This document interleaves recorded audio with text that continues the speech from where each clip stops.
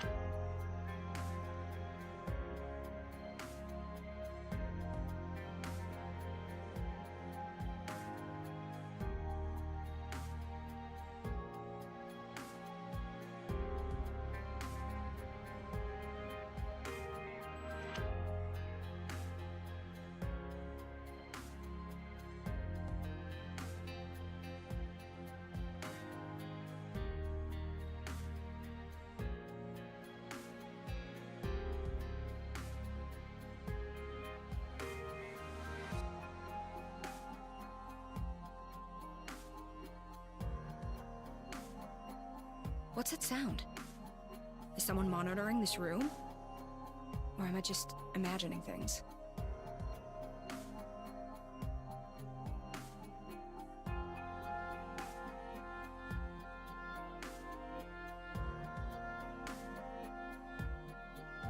Alright, hello, welcome in, stargazers. How are you all doing? Hello. Oh, goodness. How is everybody? Oh, hello, welcome in. Oh, goodness. I forgot about that part. Hello, Simzero. Hello, Johnny Virtual. Hello, Weston Fox. Hello, CEO Chicken Tenders. Hello, Jonu. Hello, MG. Hello, Kisakai. Hello, Vessa. Hello, THLPH. Hello, Sengetsu. Thank you for the pin. Hello, Stockler. Hello, Babylon. Welcome in. How is everybody? Hello, KLMX. Welcome in. How is everybody doing today? I hope everybody is doing well today. Oh. Hello. Goodness gracious. I have so many different things on my mind today. I'm just trying to, figure it all out here. How is everyone doing? Got big brain fog and sleepy today. Otherwise, pretty good. Been a busy week. Understandable, yeah. I can also relate to the brain fog and the busy week part. Oh, goodness. Oh my gosh. I'm in a pretty good mood though, because I finished the postcard for the mail club. That is also why I put out the poll. Postcard is finished. Sticker is going to be finished very soon. And I'm really happy with the postcard because I posted the postcard in an art Discord that I'm in. And I got a comment from somebody saying that that they've been following me for a while since they've joined the art server, and they were like, I can really see the improvement from your work, and I'm like, oh my gosh, I'm gonna die. So that made me really happy. That made me really happy. They were like, yeah, I can see the improvement here. This is definitely showing improvement, and it just made me really happy. Oh gosh. Don't die, dummy, then you can't draw more. I know, right? It's like my main reason for going is to be able to make art. But yeah, I was not expecting that, so that made me very happy. Oh gosh.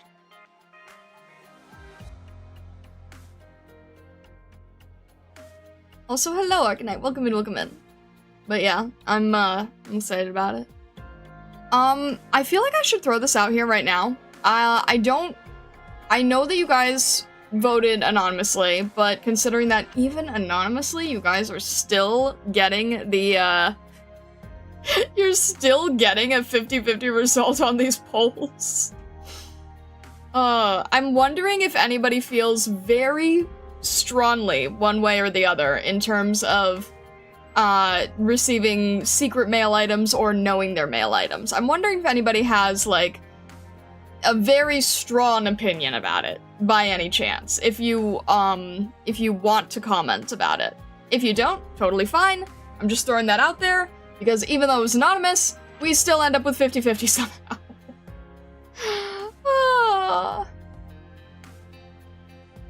What's the chance of Smurf account screwing that one up again? Oh my gosh. I voted to keep it secret? That's more of a preference than a strong feeling, to be honest. Okay. I really like to see it. I'm not affected by spoilers, so I like sneak peeks. Fine with whatever. I tend to see a bit behind the scenes anyway. True, yeah. Anyone who wants it secret could just not look at the monthly reveal. That is true. It's just the thing is, the way that a lot of people do mail clubs is they show off all the work, and then, like, for a full week, the content of their social media is very focused on showing off that work, to see if people want to join for that month. So, I mean, I guess it's a lot easier to avoid, if you aren't following on Instagram. And then what I could do is I could make it on Discord. I could post it with the spoiler tag, or, you know, spoilering the artwork. I could do that. I could do Discord spoiling, and then I could do Instagram not spoiling. I won't be able to do anything about the YouTube shorts, though. Well, I could spoil the link in the YouTube shorts. I could do that, too. I could make it spoiled on Discord, open on social media. I don't know. Am I over confusing this? I probably am. Would be funny if we had a mail club channel and then a spoiler thread for it like the others. That's an interesting idea. That's an interesting idea. A mail club channel. Honestly, it probably makes sense. Because, honestly, I probably should. I probably should. I probably should have a mail club channel of some form.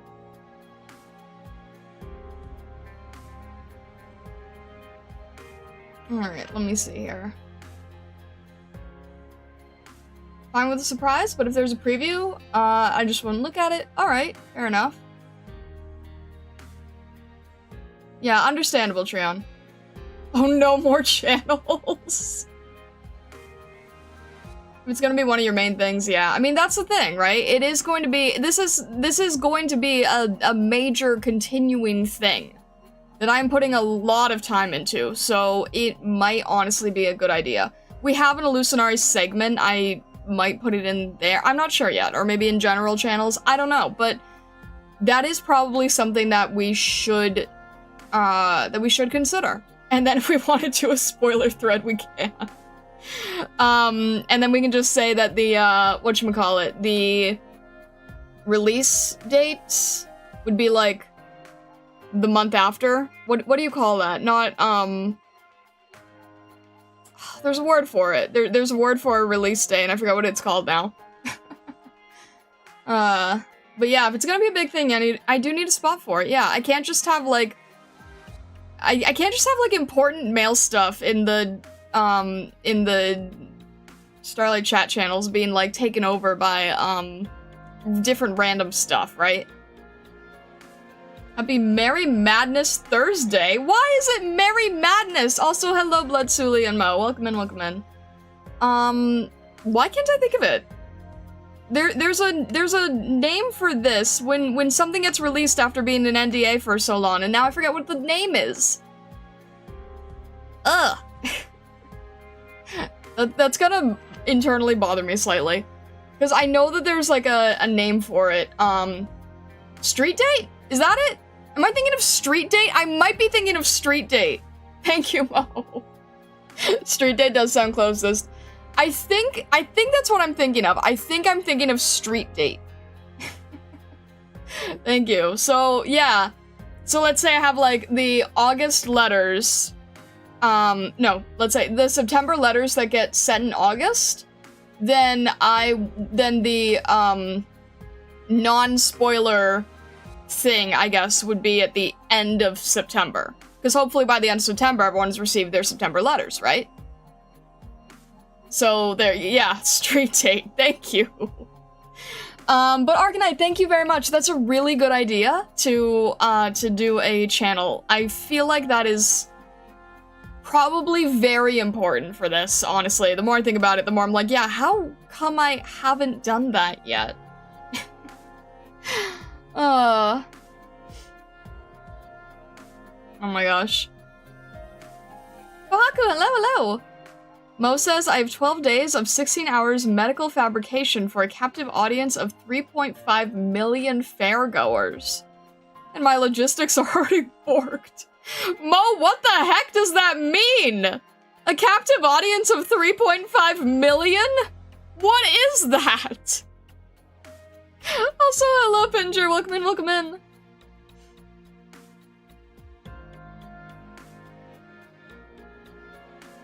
I'm very confused. Mo was saying on the Twitch side that they've got a captive audience of 3.5 million fairgoers. 12 days of 16 hours medical fabrication for a captive audience of 3.5 million.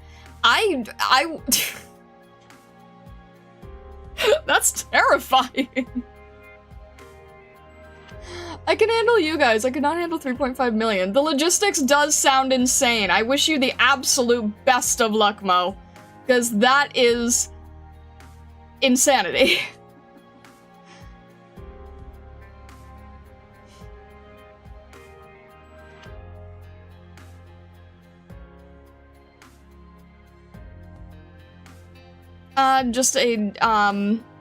Alright, let's just jump into it. Fair reminder to people. Alright, let's just jump in here. Alright. Can I put the, sure, I can put the hood down. Just as a fair reminder to people, if people could just, like, yap about random things, thank you, I appreciate that. Fair reminder to people, the thing above my head is still a very, keep in mind, the thing above my head. PSA, TLDR, read the thing above my head, people, please. Oh. What does the thing above my head say? Please read it. Please read it out loud. Feel free to post it in the comments. Maybe the comments help. If people could please read the thing above my head, because it's really important. Thank you, Simon Zero. Yes, that is also important.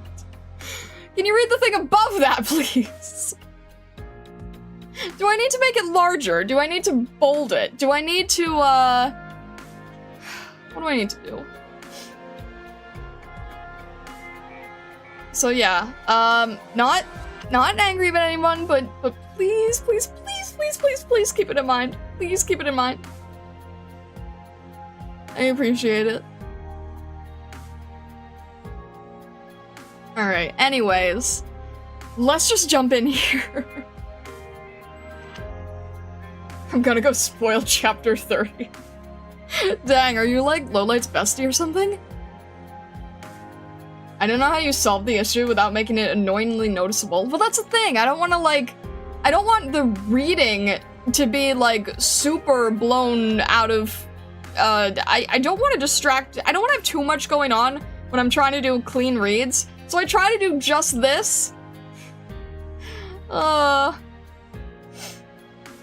my gosh.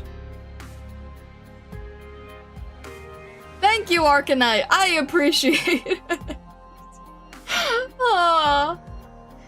Oh my gosh. Thank you, Arknight. Alright.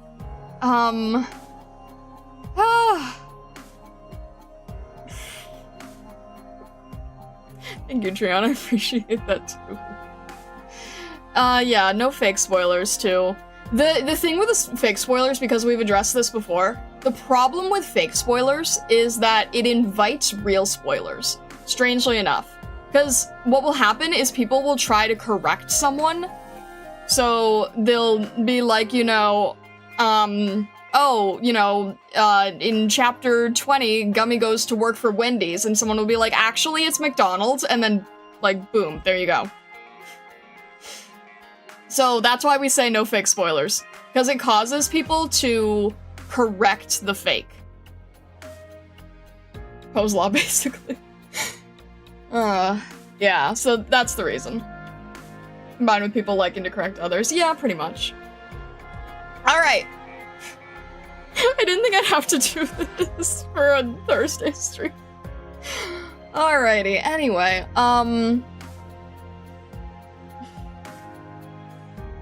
gosh. Alrighty.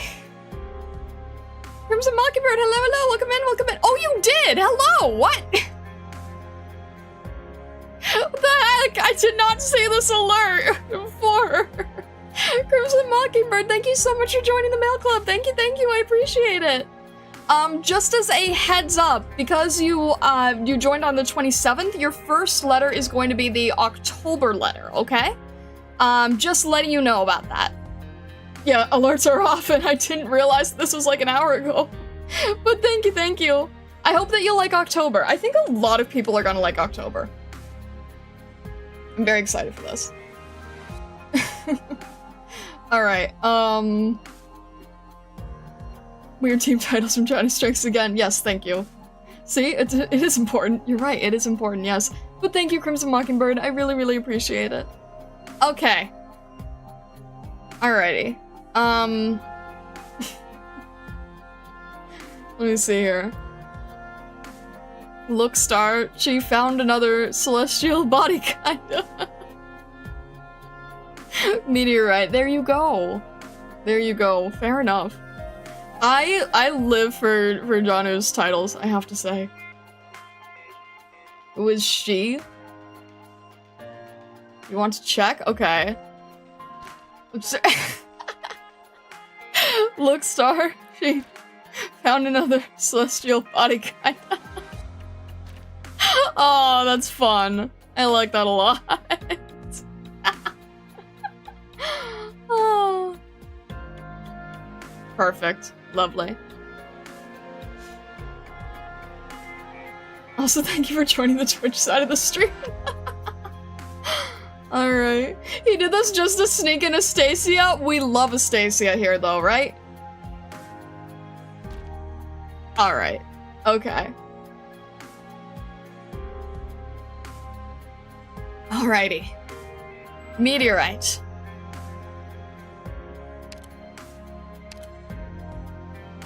Alright.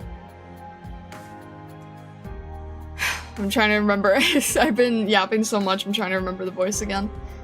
Alrighty. Do what we can here.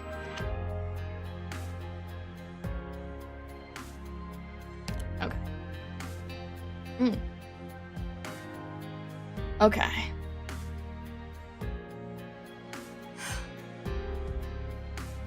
Also, wait, I can probably... No, it's fine. We'll leave Horn. She's fine here. Alright. Firefly's light. That is our language, and every single word is full of reminiscence and hope. Okay.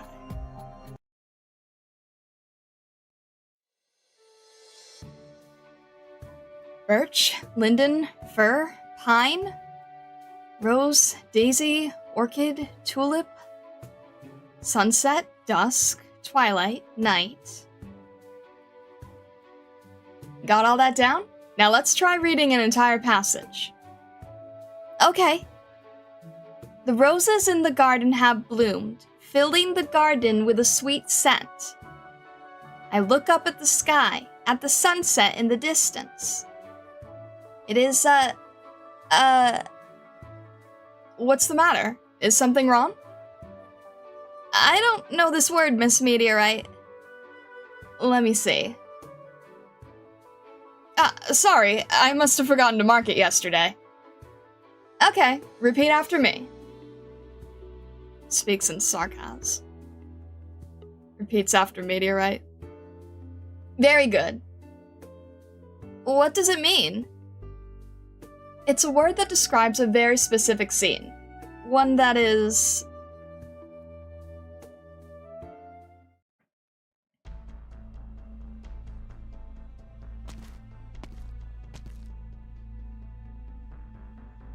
Keep moving. Why are you standing in the middle of the road?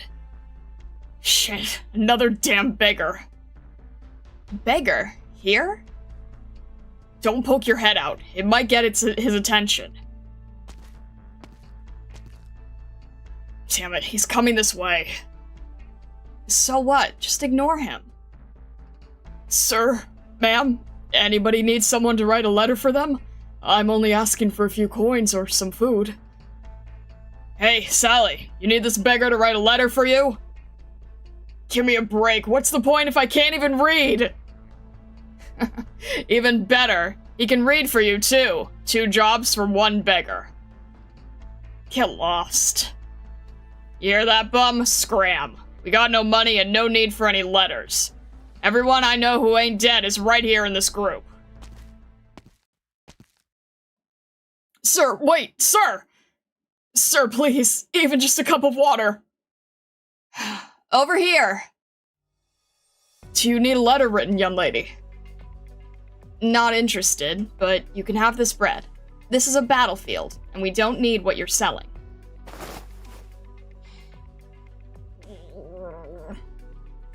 I'm not a beggar. I just can't take something for free. Do you want to learn to read and write yourself? Those soldiers don't understand the value of words, and they're too old and stuck in their ways. But you're young. It'll be useful to you. I don't have time for that. We have to keep moving. I can come with your group then. If you decide to study with me, I promise I won't leave until you've gotten the hang of it. I see. Here, you can have your bread back. Just keep it and eat up, quick. We still have a long way to go. You can teach me on the way. Alright. Do you know how to write your name? I can teach you that first. We don't have names, only code names. What's your code name then? Blunt Wedge. One of the previous captains named me. It's a nice name. Yeah, right. The captain told me it means useless arrow. There's a sarcasm proverb. Beware rusty arrows. Infection's no joke. So, what were you doing before the war started? I was a teacher.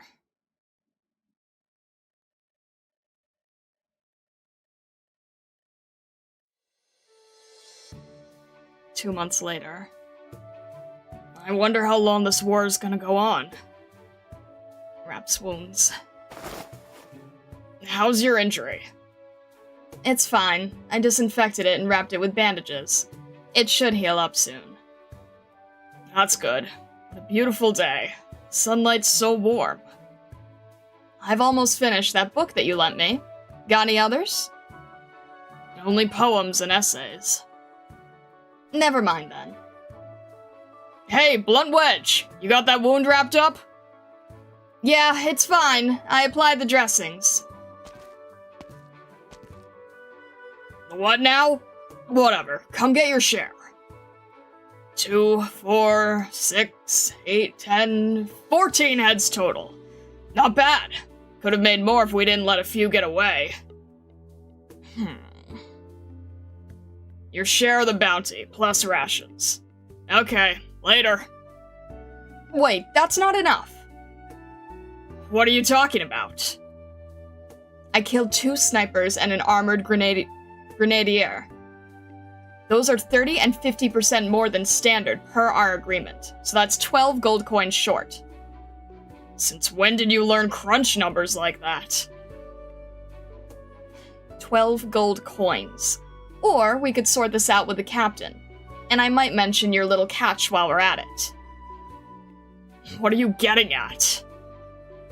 No need to play dumb. Your side gig is none of my business, as long as you don't try to screw me over. Take your money and keep your mouth shut.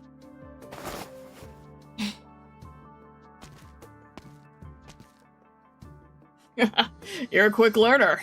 Not quite what I had in mind for applied math, but it does the job. It's just that everything you teach is way too easy.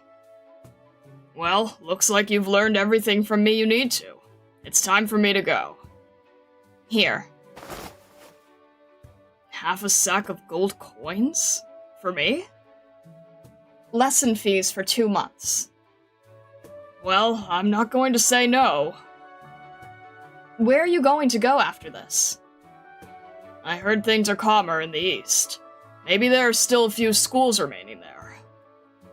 You know how to use a weapon. You could have made a living as a mercenary. Why insist on making it hard on yourself?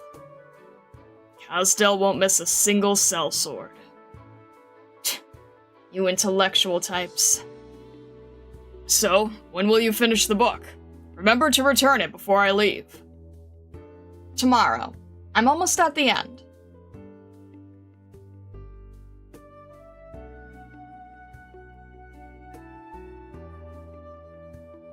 Matilda found the moonlight shining through the windows too bright.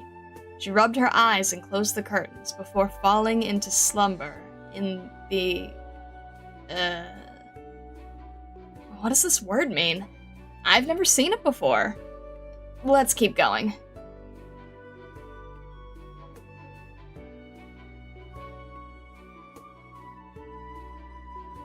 Sitting by the campfire with her friends, Matilda poked at the chestnuts in the fire. The sweet scent in the... was a gift. That word again. Ugh.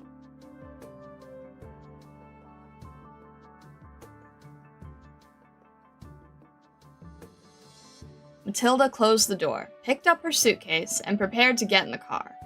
She thought back to the countless... that she spent here. Countless what? Farewell those... Who are you saying goodbye to, Matilda? Perhaps in the days to come, she will see more... But there will be no... as unforgettable as the... Here. How many frickin' times does it need to appear in one sentence? What the heck does it even mean?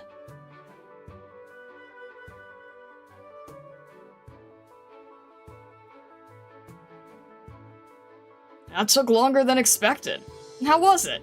You could keep it as a little farewell gift if you like. Nah, I prefer adventure novels to reading about some girl sitting on a farm. Honestly, it was pretty frustrating to read. Was there a problem?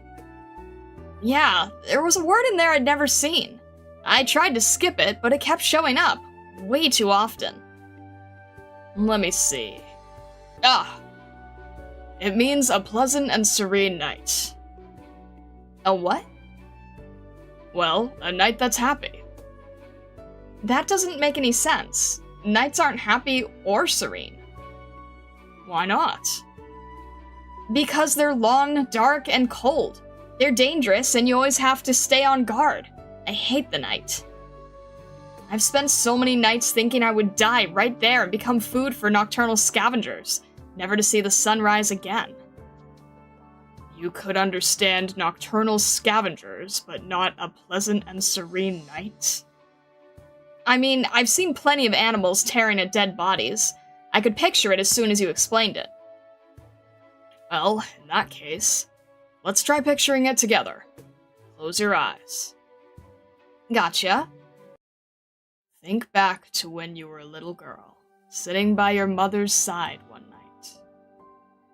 Stop right there. I've never met my mother.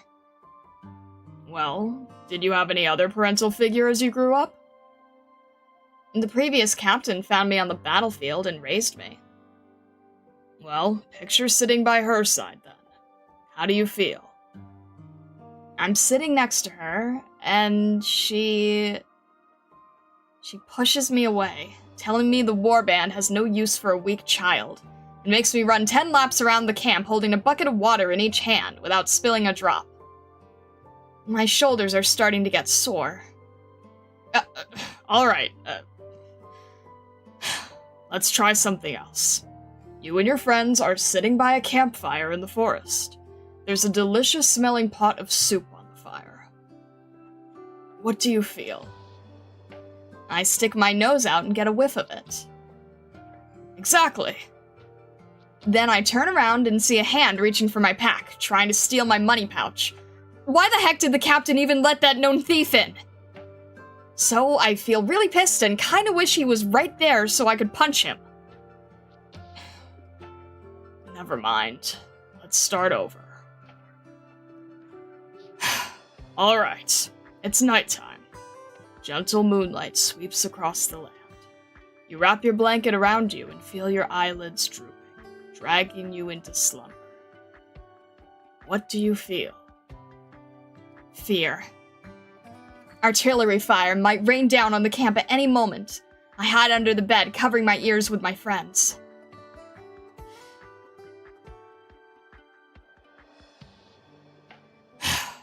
Look at what war has done to you, children. Sorry for not getting it. It's okay. Let me think of another way. It's just a word. You don't need to go that far to teach me. Every year, many new things appear in our lives, and new words are created to describe them.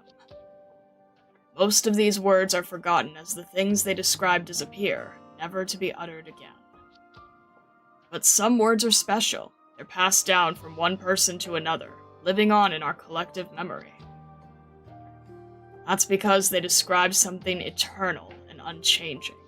They represent the most precious foundational spirit of their people. They're worth understanding and remembering. So, what if I just can't understand it? Patience, young lady. Give it time to take root.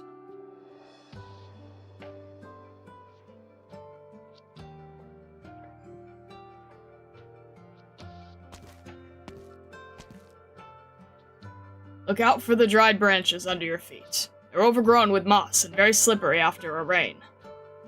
Alright, you're talking too much.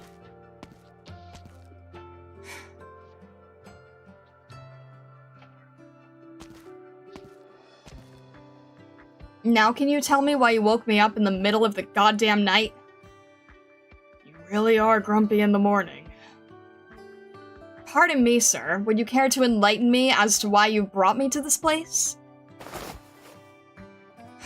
Puts a piece of cloth on the ground. Sit. Sits down on the cloth, confused. Here you go. Canned peaches? I knew you'd like them. I saw the way you were staring when your captain had a can a few days ago. You're not that special. So, how'd you get your hands on them? I traded a book for 2 cans, with your captain. Whoa, that's one valuable book. What was it? Just an old manuscript. It wasn't doing anyone any good. Give me a break. I know how the captain has been collecting old books and selling them to the Colombians. I'm just stating the facts. There's still half a can left. Want it? All yours. Thanks. What do you feel when you look around you?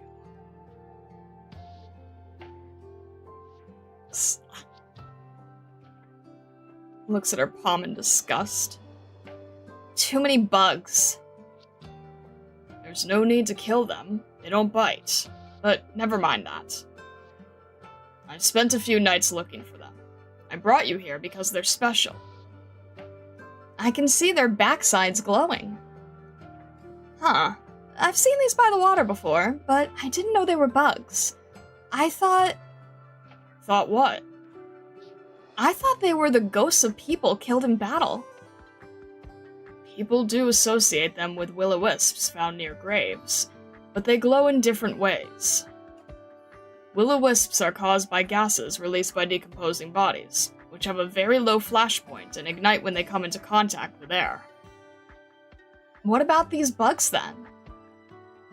They secrete chemicals that glow, using their respiration to control the biochemical reaction in order to adjust the brightness.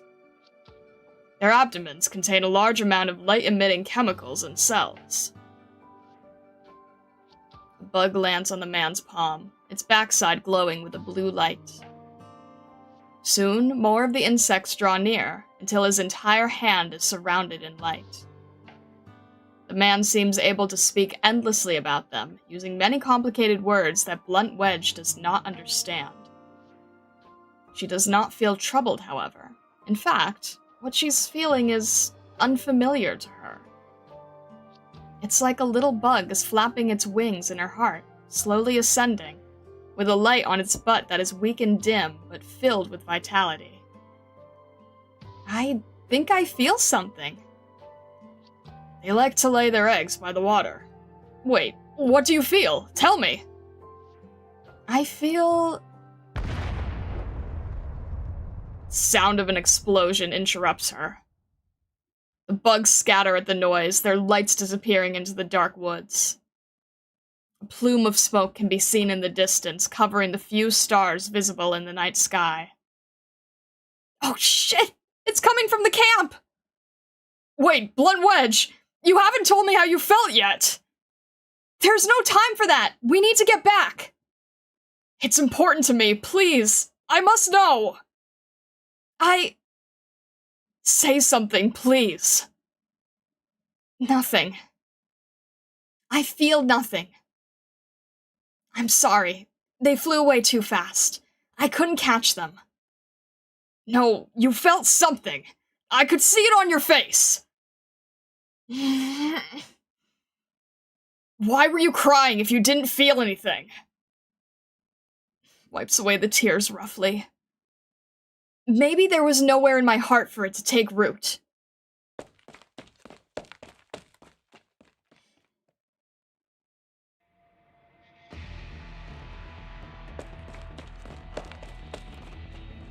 Where were you, Blunt Wedge? The captain was asking about you.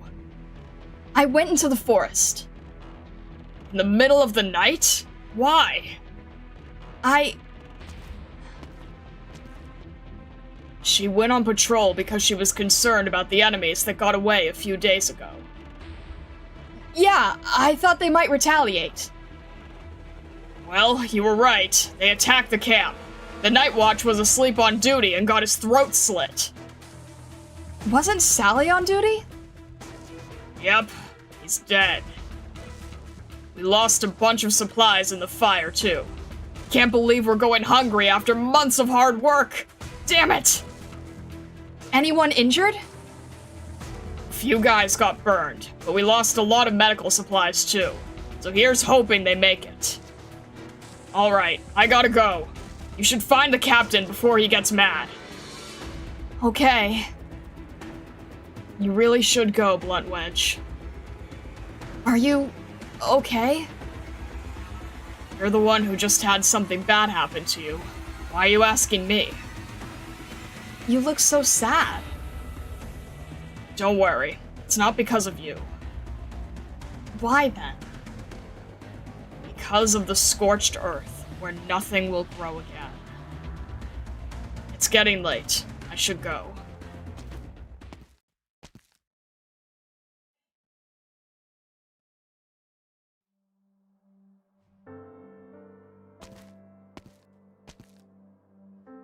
There's no need to see me off. I'll be fine on my own. Just a little further. We might not see each other again. I wanted to thank you. You taught me so many useful things. As for that word, I couldn't understand it, but maybe someone else would. It's okay. No need to bring it up. Sorry. Don't apologize. It's not your fault. Never was. I've seen many children like you who've lost their homes, are used to seeing blood and killing, and drift from one battlefield to the next. You were the only one who stopped to peruse the knowledge I was peddling. For so many years, I believed that knowledge and culture could bring about change, overcome war and violence. But in the end, it looks like war has won. words made a mockery of everything I knew. Are you giving up? If you won't teach people the true meaning of those words, who else can? Won't they disappear from our lives with no one to understand and preserve them? All it means is that the beauty those words represented was fleeting. Only pain and suffering remains. I'm powerless to fight it. But it's all good. Don't cry. Take this book.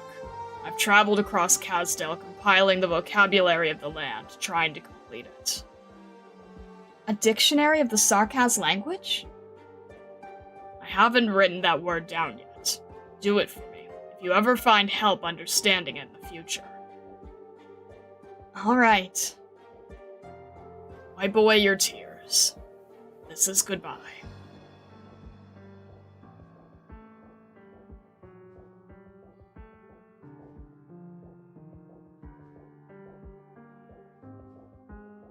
Meteorite? Miss Meteorite? Oh! Yes. It means a night that is pleasant and serene. Oh, I get it now. Thank you! Pats the child on the head. But... what is it? Why are you crying? Because you're a very smart kid.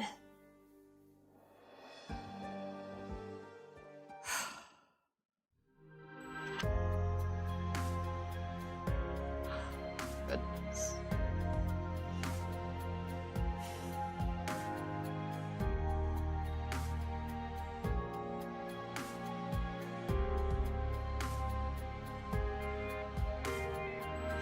Look at that, the child instantly knew what that is. Things are better now. That is true, yeah. Being on Rhodes Island allows you to have a pleasant and serene night.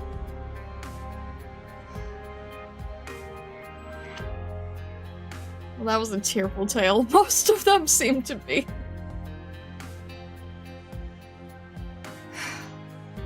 My gosh, poor Meteorite. A bit of insight for what goes on in Londinium, maybe. Oh, jeez. It makes me think of Quercus.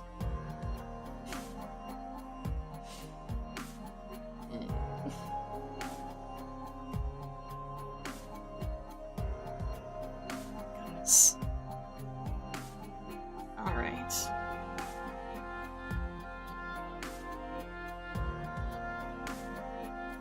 Alrighty then. Well, I feel like I know what I can draw. Operator Records be like, okay, let's see how they can make me feel bad for a character I didn't care about 20 minutes ago. Honestly though, I'm like, I don't know anything about Meteorite. Oh my god. Oh. Meteorite reading the dictionary, go. Oh.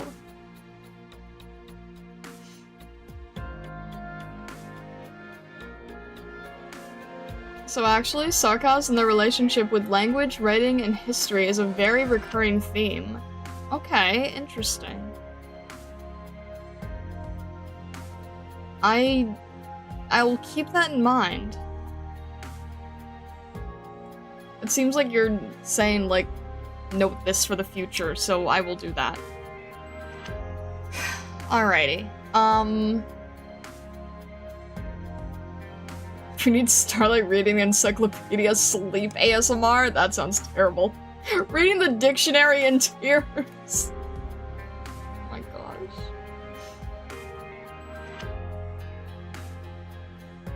I'm happy she chose to become a teacher. Yeah, true. I didn't even connect the dots there. Oh my gosh. Alright, I'm trying to think in my head here. Okay.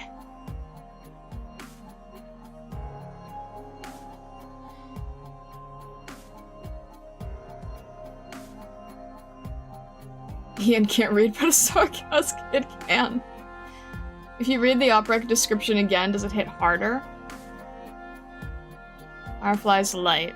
That is our language, and every single word is full of reminiscence and hope. Yeah, I think I know what I want to draw for this. Alright. Let's see if I can set this up correctly.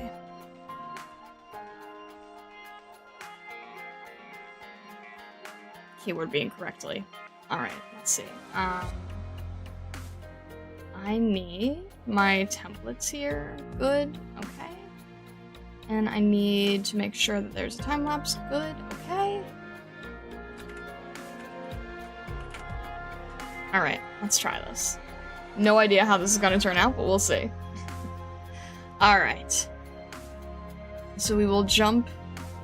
Here we go, hang on. Let's jump over here then. Alright. And there we go. And let's see. 'Cause I know that you guys like seeing the side-by-side whenever possible. Okay. We're gonna do a close-up on this one, I think.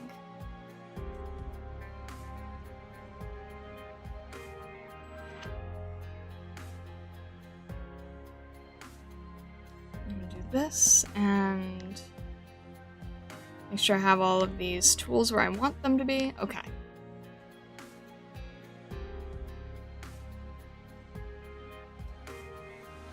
Meteorite experiencing a beautiful night, and the Stacy and the Stargazers are there too in the background because it's a great time for stargazing.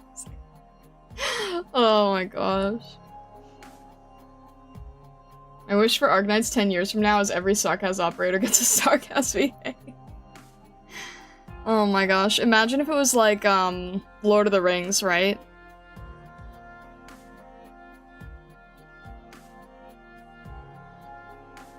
Hang on a second here. I'm trying to think in my head how this needs to go. And I'm trying to think of the composition. I know I need this to be, if in order for this to work, it's gonna have to be very close up, I think. And I'm not as good at that composition, so hang on a sec.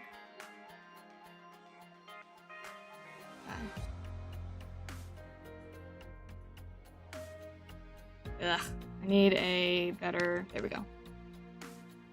Alright.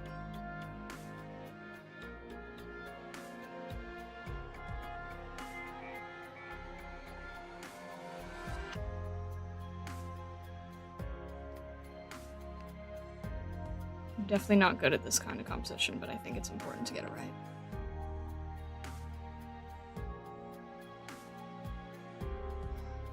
Let's see here.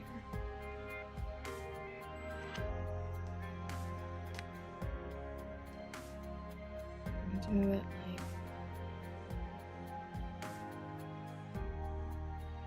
something like this.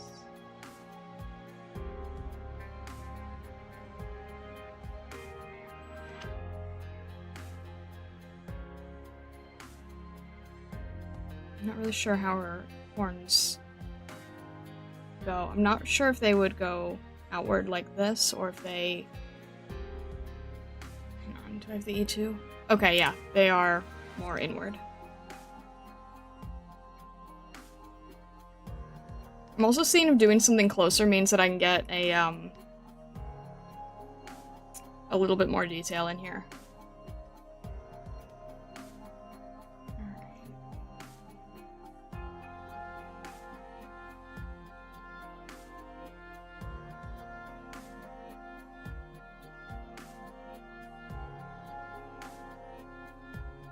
So we can do something like this.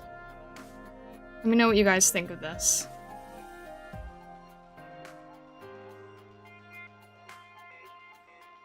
And then have like a little...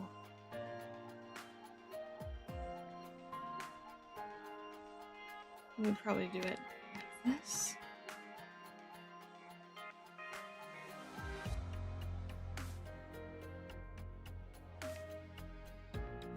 And they're blue, right?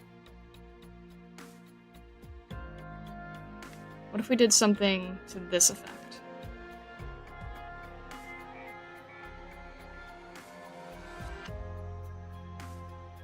And then...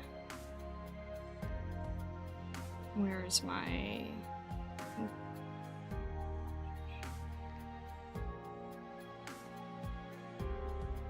Where's my constantly used stars?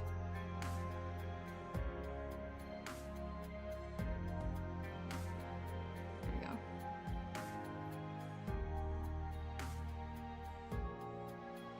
Do something like that, maybe? Oh wait, you can't. It's not... I forget if it's, like... bad? I don't know. I don't know what I don't know. I don't know if that showing that's bad. Maybe I just won't do it.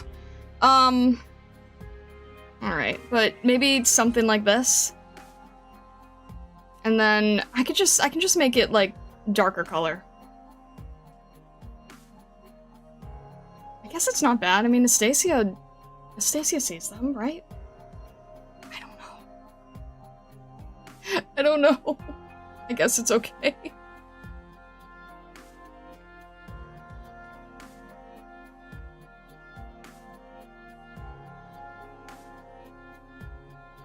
Huh? I don't know if depicting... I don't know. I'm overthinking things, I think. Maybe. I think I'm overthinking things, but I'm not sure.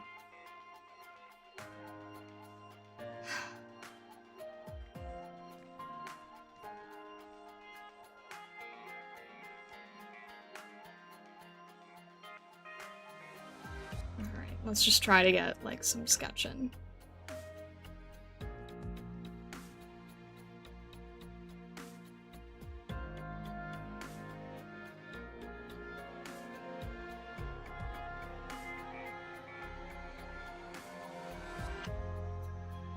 Stars exist if you're wondering about that? Okay, I don't know. I feel like I'm overthinking stuff. Probably.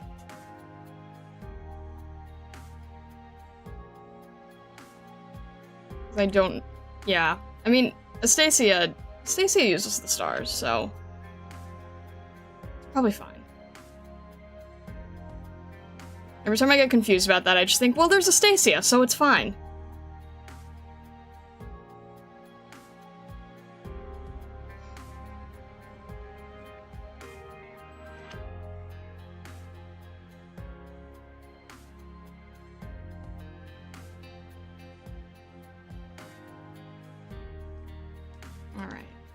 I feel like something like this would be good, and then we can just make it like a night sky.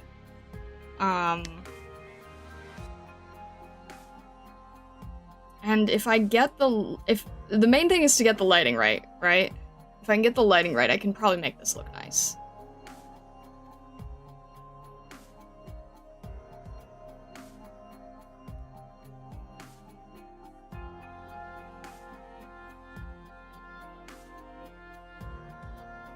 And we'll just try to get the hair here.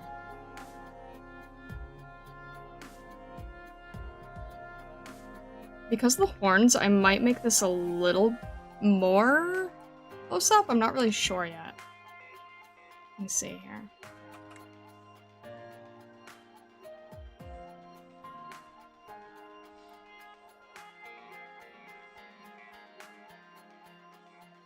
Light campfire or just the light from the night sky? I'm thinking the main light is gonna come from the firefly.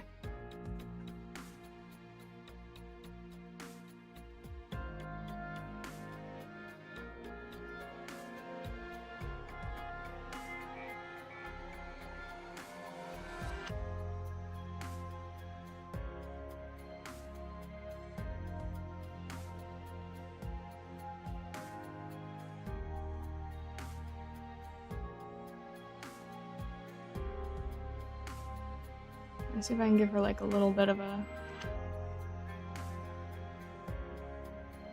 It's hard because I feel like she wouldn't be like super smiling, but just like a little bit of relief. Tiny bit like that, maybe.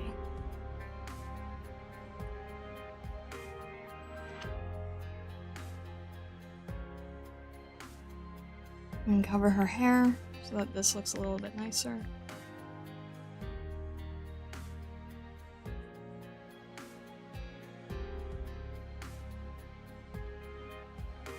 There we go.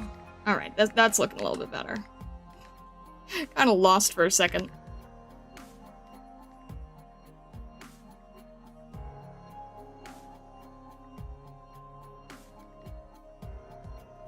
Alright. Something like that, maybe? Would that look nice?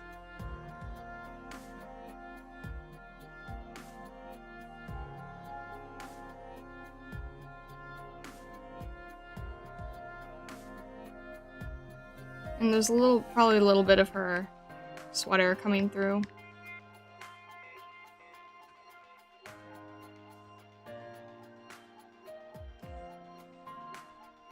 And have a little bit of her shoulder peeking through, so that doesn't look so empty.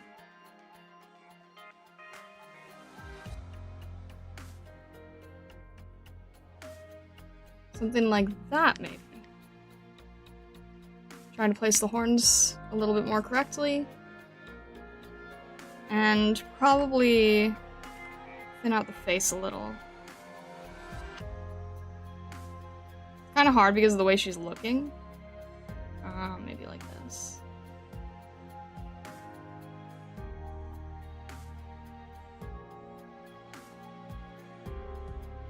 Let's see here.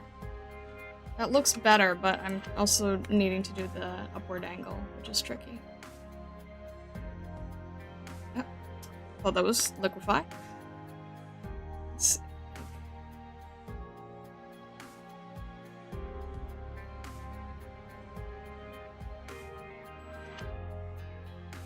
I think that's a little bit better.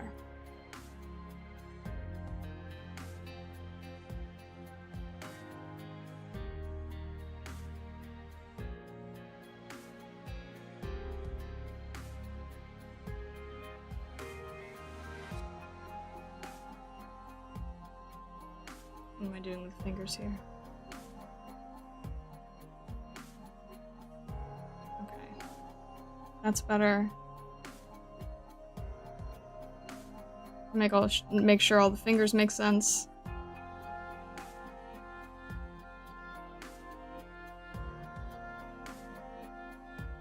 And then there's gonna be a glove, so it's gonna have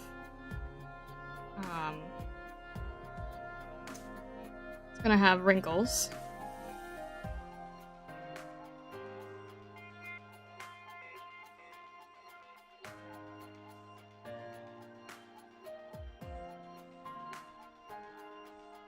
Alright. Surprise, it's actually Firefly and not like Glowbuzz or something with how creatures are usually named. I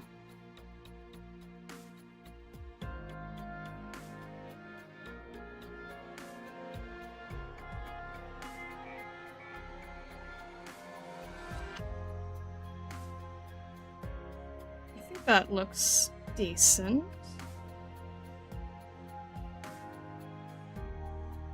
I'm gonna give her like a little bit nicer eyes that are a little calmer.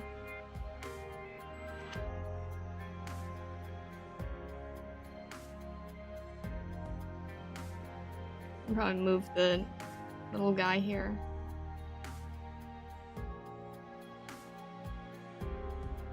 I think it would be like sitting on top or... Yeah, I think that's fine. Let me just move this around so it's a little bit more accurate.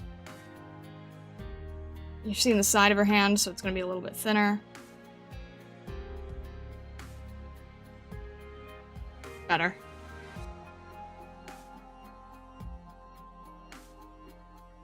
Alright, rest well, Treon.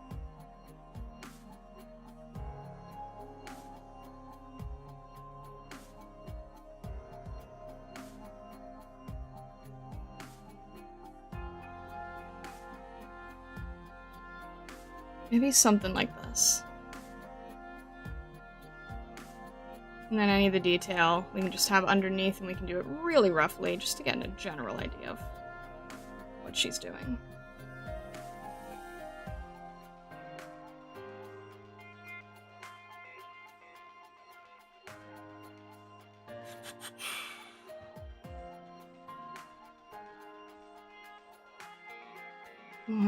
We'll have something there. I'm gonna have to figure out the lighting. That's gonna be a little tricky.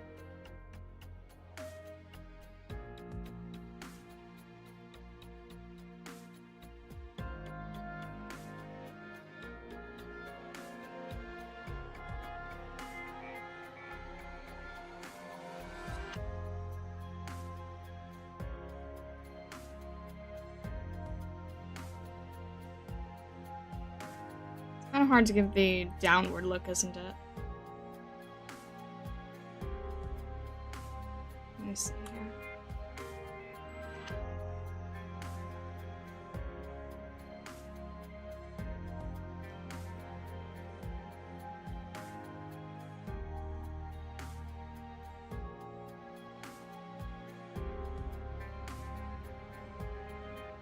I don't know how to do like a downward look while still keeping the eyes full.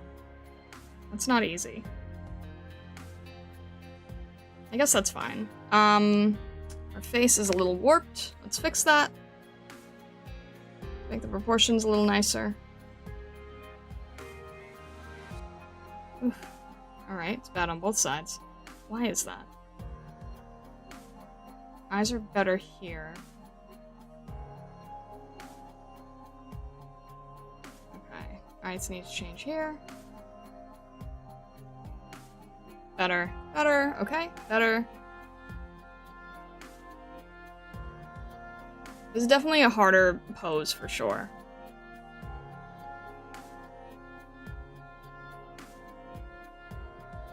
Especially with like how you're trying to get the character to be looking upward, right?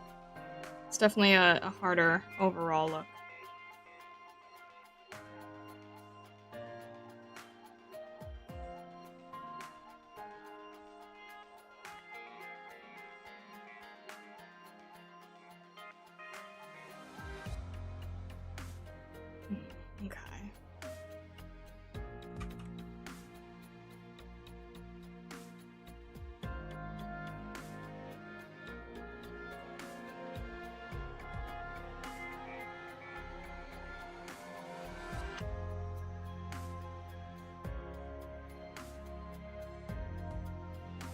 I think that's like probably the best I can figure out at the moment.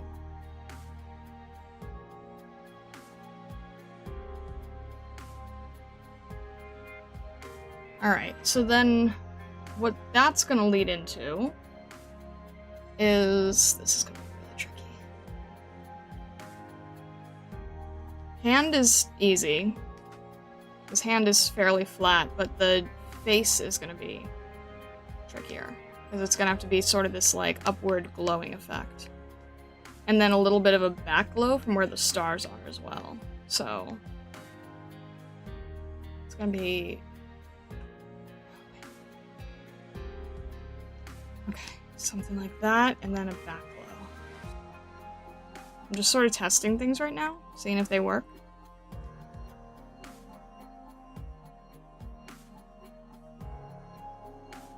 And then there's going to be kind of a back glow where the stars are. Something like this. Let's try throwing in her hair color real quick. It's going to be a little bit more of a desaturated blonde.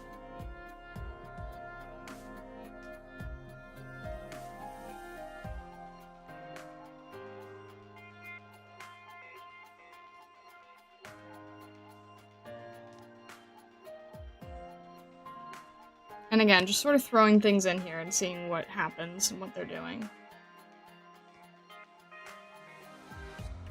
So for example, the multiply layer I can turn to... whoa!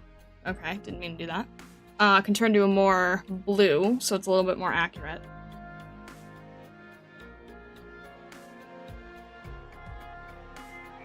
A little darker.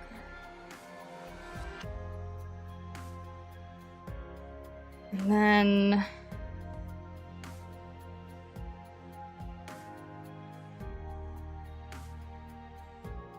this part let's put on top. Better. Probably have to do a lot of paint over. And then, how am I gonna get the firefly who's like blue, huh? Alright. That's gonna be a tricky one, especially with blonde.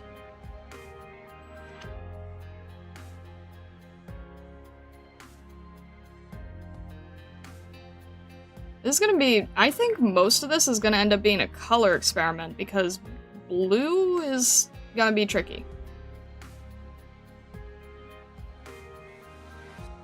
Especially on top of everything here. Especially over gold. You know? That's gonna be really hard. Ooh, this would have been easier if they were... Oh wait, actually, wait, let me try this.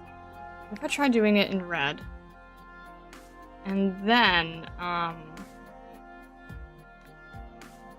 do it in red because red is what we'd be familiar with, right? Let me try doing it in red first. And then... Right, okay.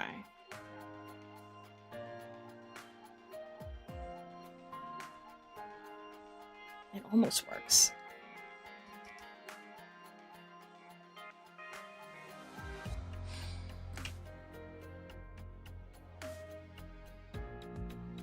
I have to do a lot of mixing too.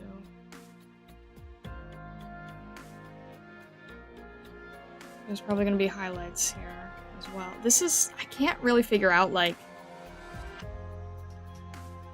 how the small, okay, you know what? I'm gonna look up a quick reference here.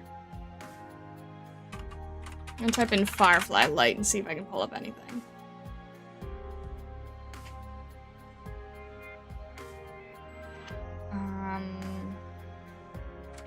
Firefly light face maybe.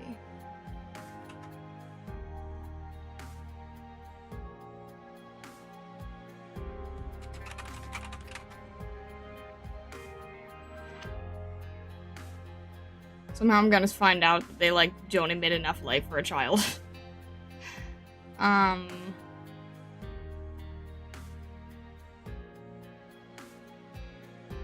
The fact that it's blue is gonna throw me.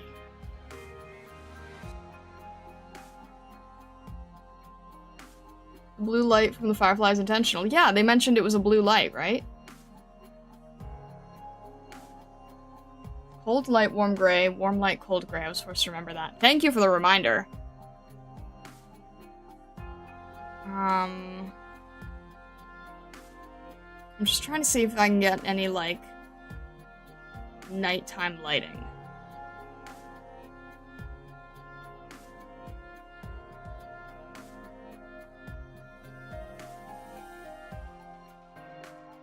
Because they mentioned that it was a, they did mention that it was a cool light, right?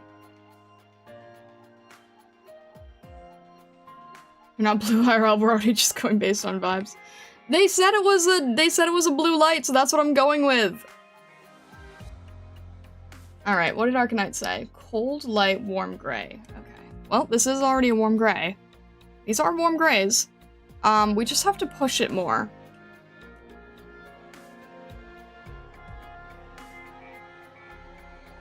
I think the best way to do it is, I think we need to make her face warmer. So let me just grab her color here. We need it under the line art. We need to create a big warm and cool contrast. I think maybe this is a little too strong. So let's try reducing this a little bit around here. Yeah, okay, yep. The multiply layer was messing us up big time, I think.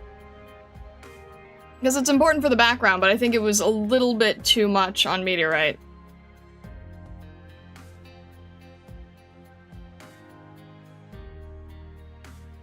Wonder if that's the case of some languages not having a strong distinction between green and blue, because some do glow green.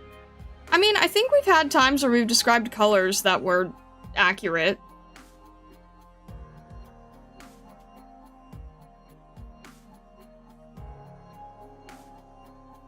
I'm just trying to think of, like, what needs to be done here.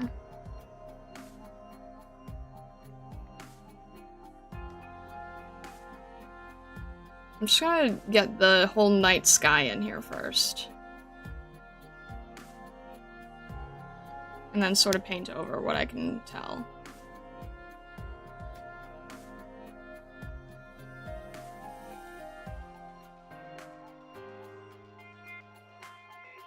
And then the thing with the night sky is it actually is like more... It's not... This multiply layer is really throwing us off, isn't it? Okay, let's do the multiply layer underneath a little... Okay. Well, in that case, I'm just gonna keep doing the paint over, I guess. This is the best way to do it, is you just keep painting over when it's not working the way you need it to.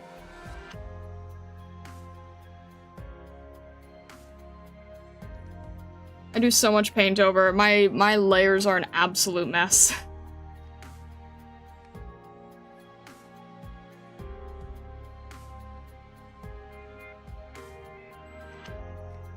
Maybe something like that. The whole thing's gonna get cropped anyway, right?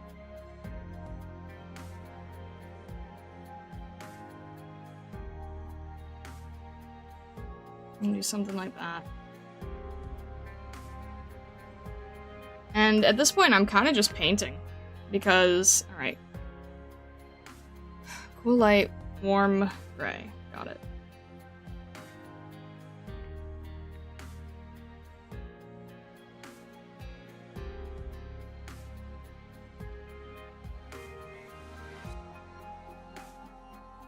At this point, we're basically just painting on top, over layers, multiple layers, many layers. We're just gonna keep refining, I think. I think it's probably the best way to go about this. Just keep refining. Keep refining, over and over. She has dark gloves.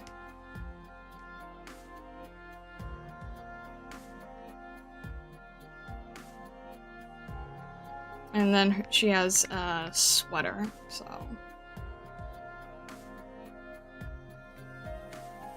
We'll keep using kind of a watercolor-y brush, because it'll soften the sweater strands, I think. And we don't want it to be flat, that's never good, so we'll add a little bit of a shadow where this is.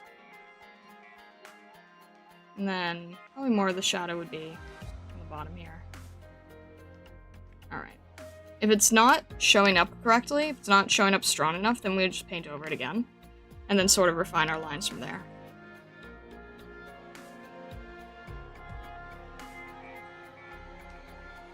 Just keep making it darker, keep refining. Oh wow, the cold light just slowly and magically appears. I did do a little bit of a brush here because I knew I was gonna need that. I'm not doing the cold light yet on the Firefly. I'm waiting until I have refined the rest of the body a bit more. That'll be the better way to do it. So right now I'm just doing, I'm darkening the glove.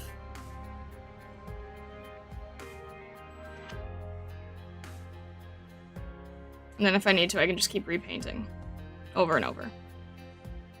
But I need to get the general idea down now. Anywhere I need adding light, anywhere I need the, my gosh, what do we call it? The crease of the glove. I'm losing my words today. There we go.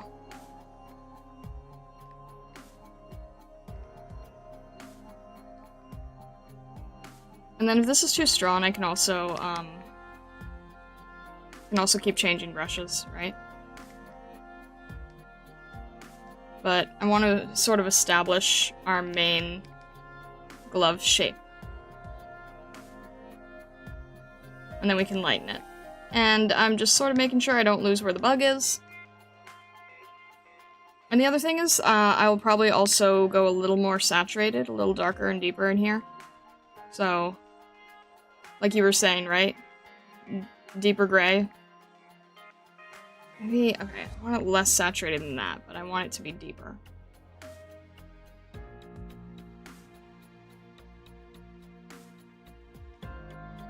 There we go. Something like that. Because it's meant to be a black glove. So we're kind of cheating. That's better. Okay. For her, we're gonna continue going and refining the sweater. She does have slight detail on the sweater, like where the cording is. So I'll just quickly add that in.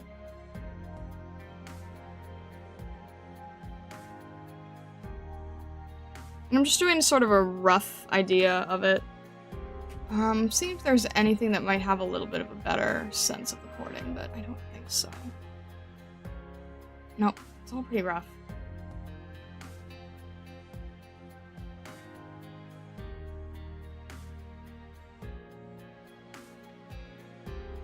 So in that case, just gonna make sure that we have the upper piece here.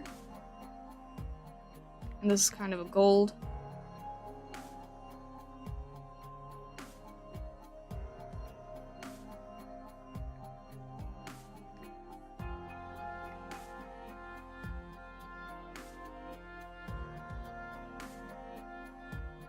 And then I can, this is sort of done with a really soft brush, so what I can do is I can go back in and refine it.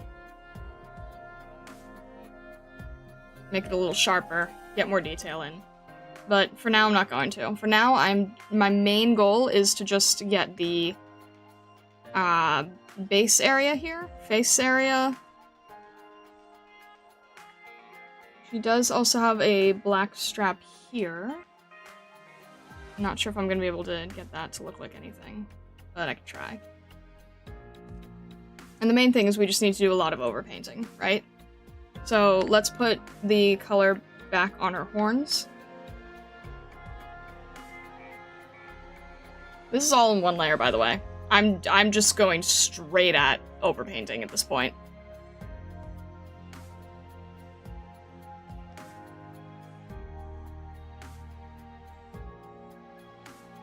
And then there's also going to be a slight, probably less saturated highlight for the moonlight.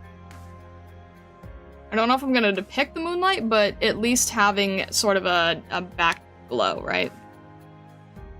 Let's try to do that. I'm going to do a selection, see if that makes my life easier. We're going to do it right against the edge here. There we go. Same thing over here. Right against the edge. Now, I don't necessarily recommend doing this way because it's a very destructive method. I can't really fix what I'm doing when I'm doing it like this, all in one layer. So I don't necessarily recommend doing it this way, but because this is like a one-stream speed paint, I'm okay with it, but I would not normally do this with like a commission or something. We just have to try first and fix after. Yeah, basically. This is not how a professional would work, especially like not with a client commission or something. You'd want to make sure that what you're doing is a lot less destructive. So if you were doing this for a client, what you'd probably do is use this as like your thumbnail to base the colors, and then you might do clean line art and then paint this into the clean line art or something, but I would not normally work this way. I'm just trying to get a general idea that works enough for this painting. Notice that I've also made my brush a lot thinner now, so I can go in and sort of paint over and clean up the edges. And that's pretty much what I'm doing, is I'm just doing a lot of edge cleanup.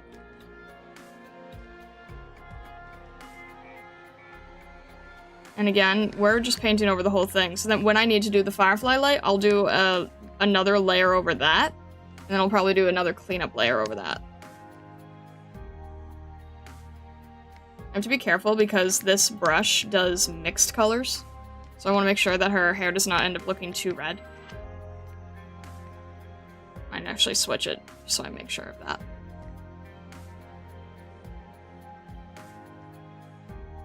It adds a nice amount of variety, but you do also have to be careful that you don't get the hair color wrong as a result. I also don't want it to be lemony, so like about there is right.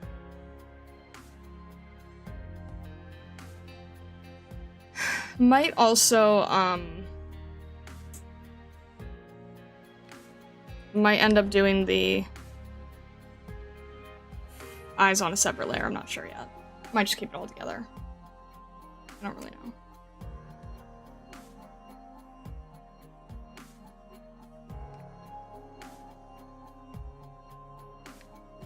We're gonna use a airbrush here so that it's not too rough.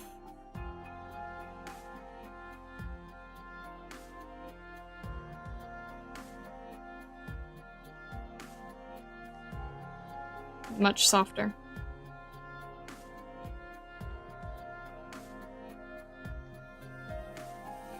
And I kind of really want to try to figure out her face here. Let's do something like this, maybe.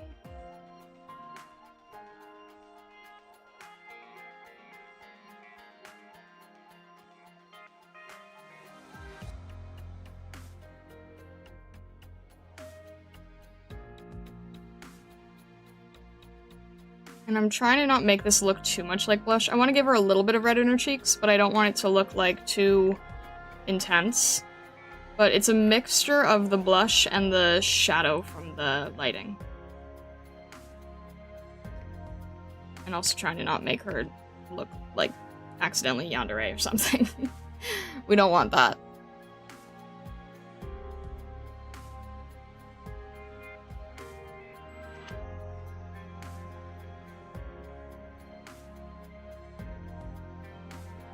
Let's try something like this.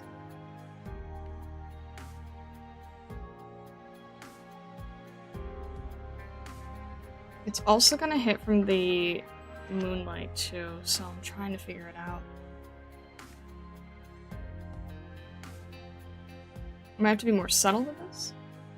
Do we not? It's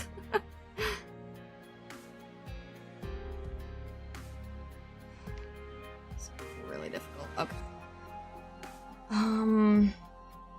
What we're probably gonna have to do is do another layer. Probably make like a darker, saturated red layer over the whole thing. Try that. Okay. And then hopefully I can get the light to show up stronger. Orange kiwi juice, hello, hello. OMG Meteorite, she's always been one of my fave, very underrated op and character. We just read her operator record, so we're like, oh yeah, this is intense. Alright, this might work.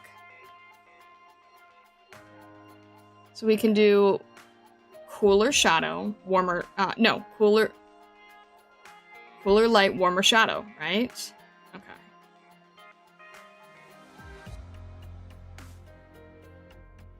Let's try something like this. I think we're getting it. It's just taking a while to, like, get ourselves there, you know? The setup can be difficult. For sure. Wishing HG would develop her and Firewatch character more. Well, you definitely have someone in chat who will agree with you on Firewatch. Alright, let's see here. Let's do maybe like a little bit of a shadow here. Maybe sharpen the shadow area.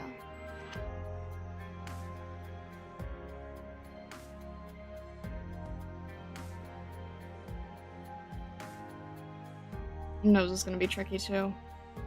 Oh, let's do a little bit of a highlight here.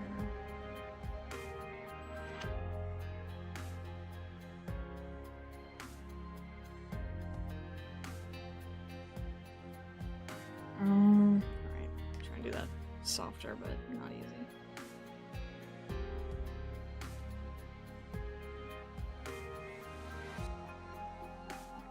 I know I need to do something like this, I'm just trying to figure out the right balance for it.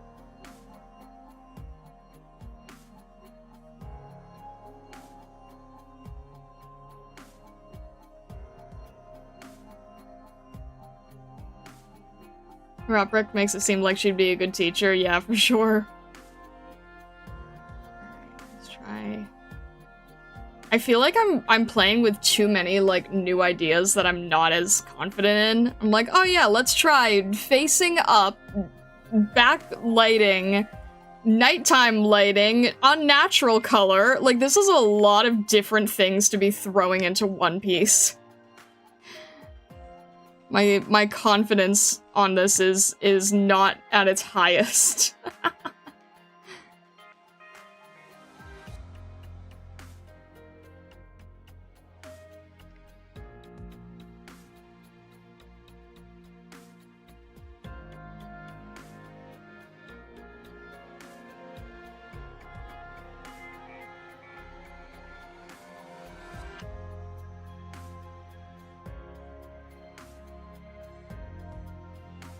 Alright. Let's see what happens if we try to throw in the light now.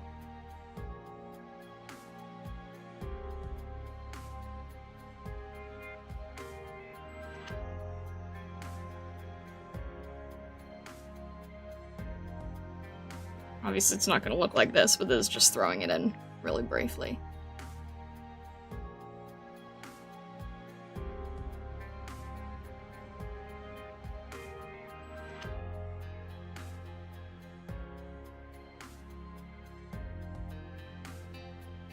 Try that.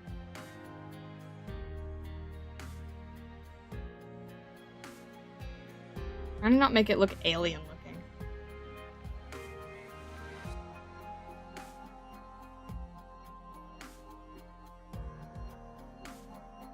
Blue is tricky. For sure.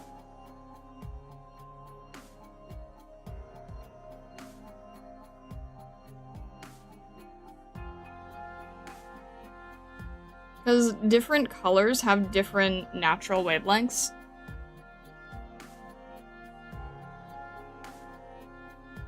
Might be as close as I can get. That's not bad. That's not bad. Blue, when blue is lit, blue tends to look white. So that's probably what's going to end up happening.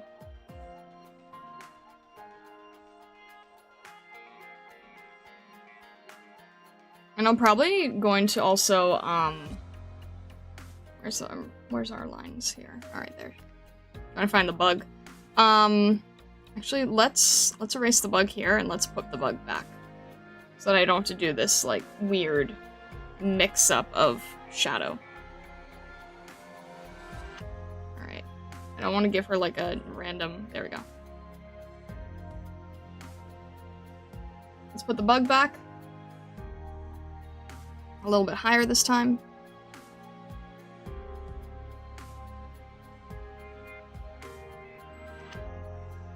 And then I think what will also help is that if we just also scatter it, like, everywhere around her, too. Right? Not just the one bug, but, like, many bugs. But, like, less detailed. We can do something like this for the first one.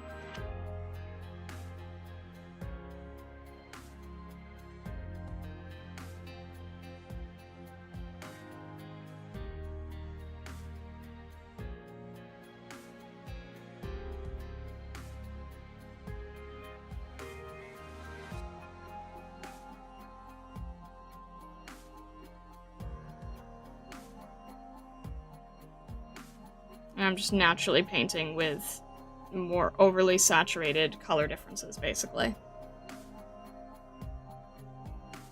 So we'll go extremely saturated here.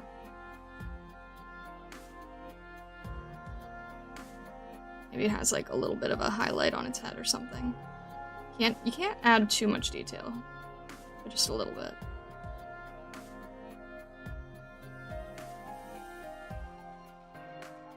There we go. So something like that.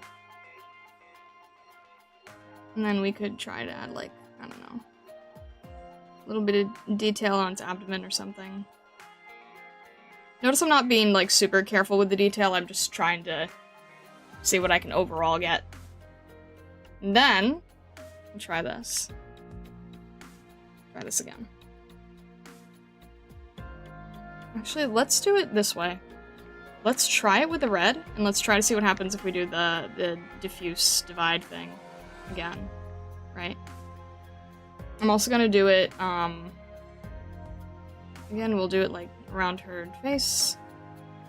Just anywhere where it's gonna be, like, the most present, and then we'll try to do little bits of pieces here.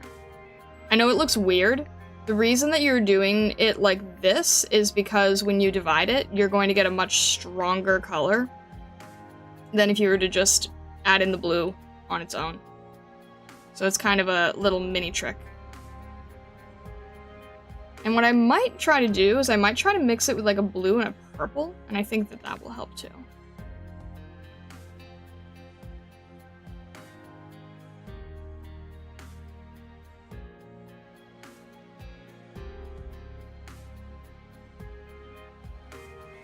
Alright, let's try that. There we go. You see? Weird tricks like that that you can do. We can very lightly add this in here.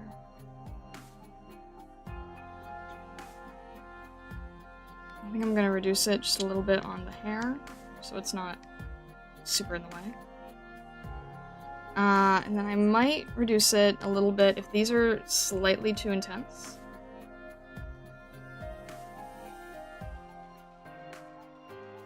I want them to be more, like, intentional. So make them a little smaller.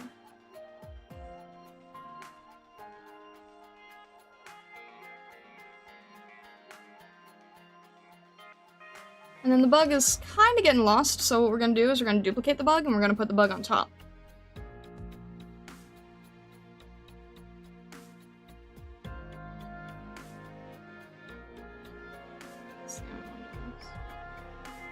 We'll actually reduce a little bit of the bug on the face.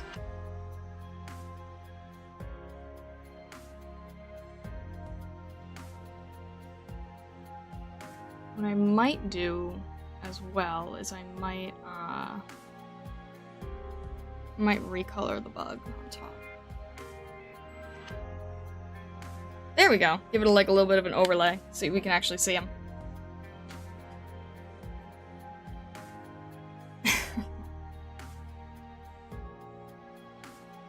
Alright. I'm gonna reduce what I did on the face here, so it's not so crazy. Reduce the lighting here.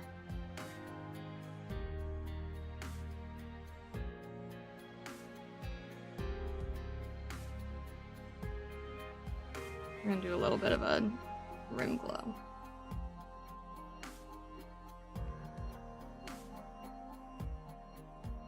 Sorry, I was seeing Naruto cheek whiskers for a sec. Oh no.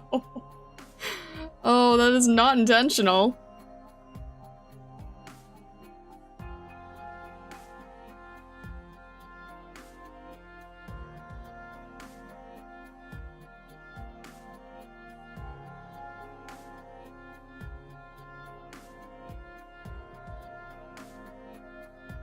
I'm not doing this as intensely as I'm drawing it here. I'm just trying to show where it would be.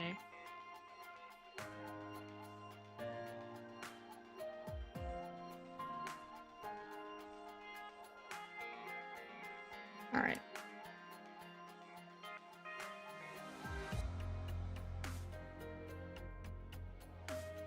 We'll reduce that a little bit.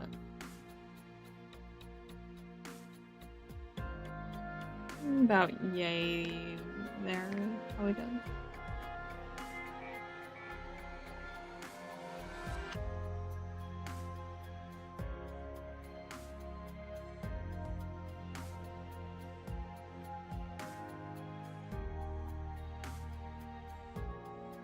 Just a little bit extra. There we go. Owl City would be proud. Alright. I also can't forget that I did add like actual stars on the top here. So what we need to do is we need to make more of them so that they have a difference in intensity. Because otherwise they will get too mixed up with the lightning bugs, the fireflies, and then we'll reduce a few of them so that there's a little bit of a visual gap. There we go. What I also might do is, I'm not sure if I can do that here, but where's my, I have a total cheap brush, but it's worth it. Where is it? Is it? Where's my cheap brush? I have many with the exact same name. That doesn't help me. Alright, probably have to do it on top here.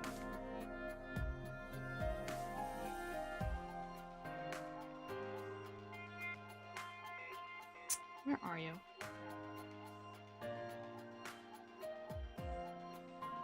Alright, I need... There we go. This one. I thought I had a better one. No? I swore I did. There we go.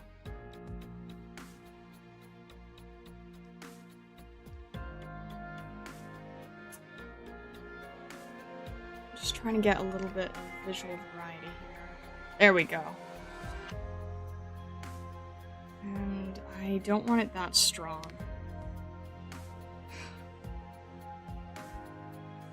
Alright, let's reduce this one.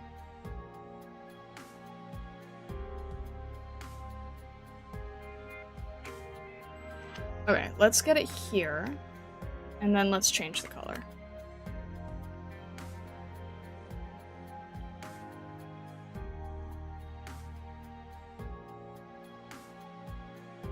Because it's on hard light right now, so it needs to be much lighter.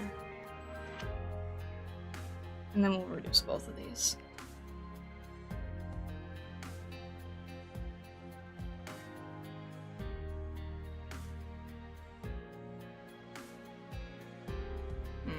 It's not quite getting the way I want it to. Hang on.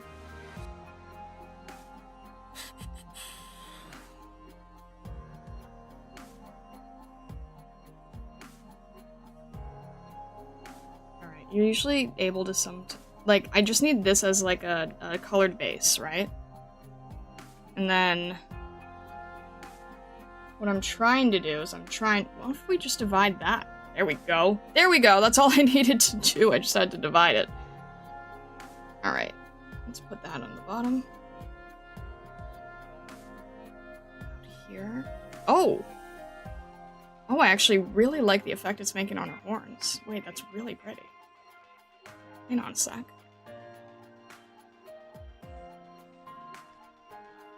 I kind of really like what it's doing to her horns.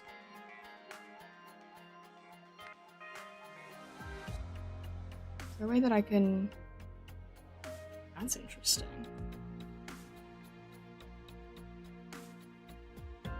I think I just needed a little bit more of that dust effect happening. Okay. I actually really like that. Hang on. Happy accidents sometimes, you know?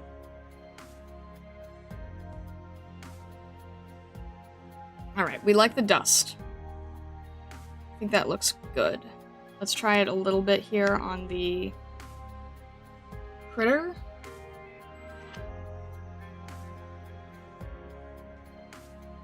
And I need to have a way to do it like... There we go. Let's do it about here. Reduce it a little. Put it underneath the little guy.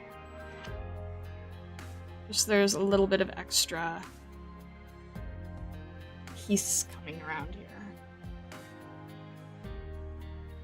There we go. Oh no, she's going mad with the power and putting stardust everywhere. If you can find like nice areas to add it, right? Like the reason that it looks good is because it's adding texture, and texture tends to look really good, as we'll see in just a sec. When I do the hair, I'm gonna use one of those texture brushes that's very popular these days. But texture makes the piece feel more finished. So yeah, I do kind of abuse texture, but you know what? A lot of people are doing that these days, so.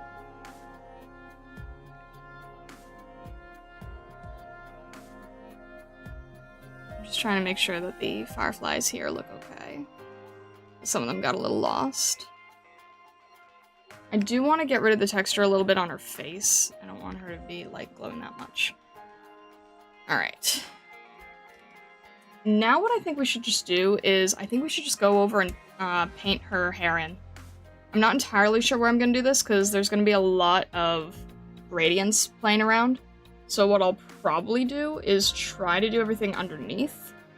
See if that works. I'm not sure. I'll take texture over classic DeviantArt airbrush any day. The airbrushing style is a matter of, like, you know that you want shadow, you just don't know how to pull it off.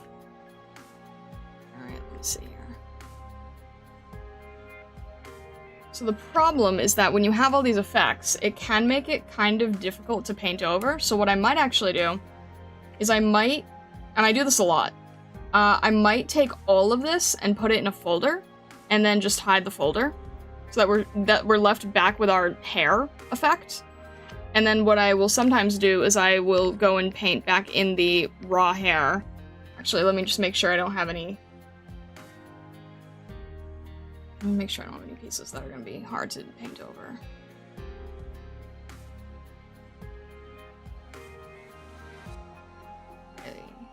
Because those are all our special effects, right?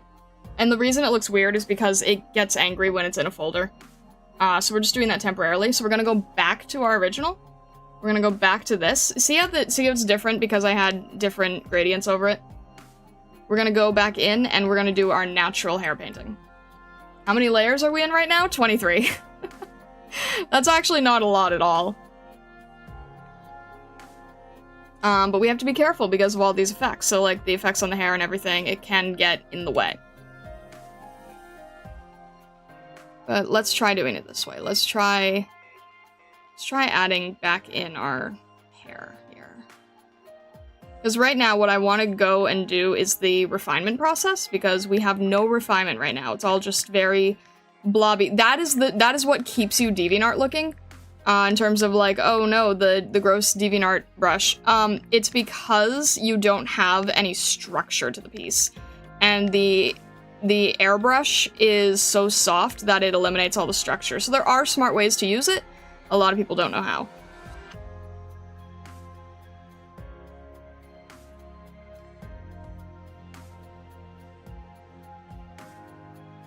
Not a lot? No, it's really not a lot.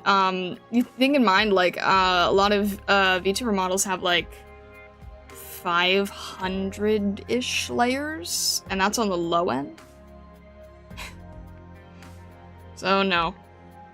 On a regular piece, like a really detailed, like a mail club piece, I'm probably going to, like, about 100 layers, usually. Around there. But right now what I'm doing is, just actually, okay, let me make sure I get rid of this part too. Just so I'm painting in the right colors. Otherwise we're gonna have some problems later.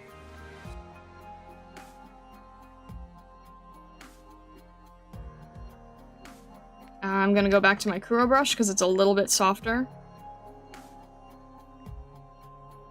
Especially for blending.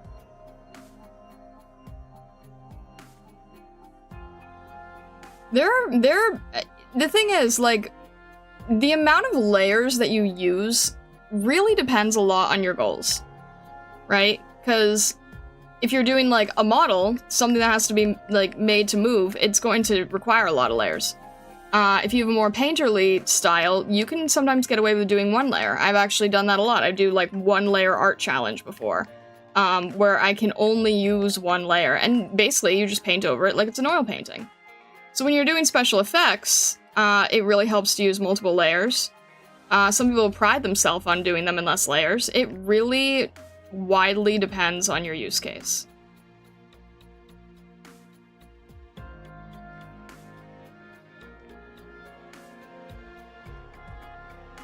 What do you think would be like...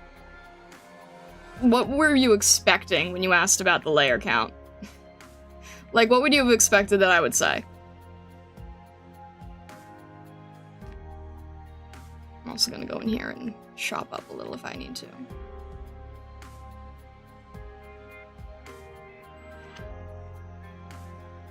Welcome back, Kuro Brush.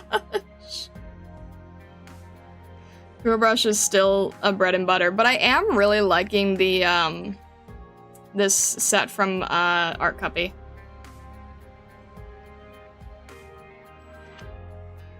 So I've been using them in tandem with Kuro Brush lately.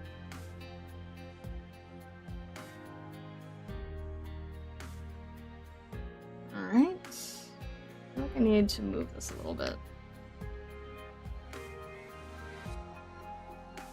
Oh wait, no, it's gonna be like ears. It's gonna be the same as ears. If her head is tilted, then her horns are also gonna tilt. So that's fine. We can make it lower, actually. Sometimes I forget, like, basic rules of perspective, and I have to be like, oh wait, no, that actually does make sense.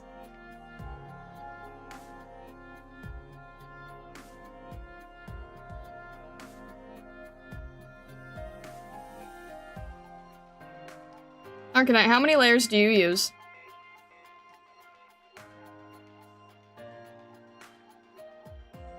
Yeah, I'm gonna end up painting right over the eyes, I think. Most likely.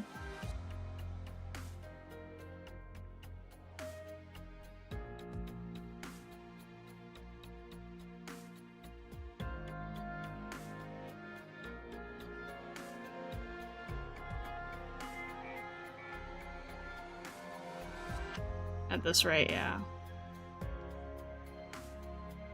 It's slightly tedious, because all I'm doing is adding more texture to the hair, but it does make it feel a lot nicer, right? Like you can see here. I'm also going to take some of that moonlight and add a little bit of more texture to the horns. Because they're not just flat round, right? They've got ridges.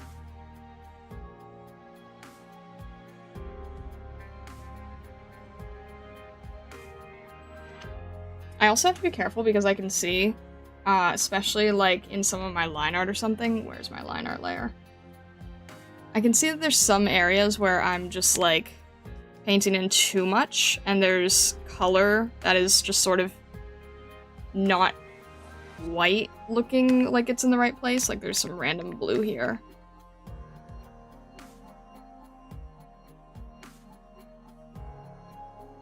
All right.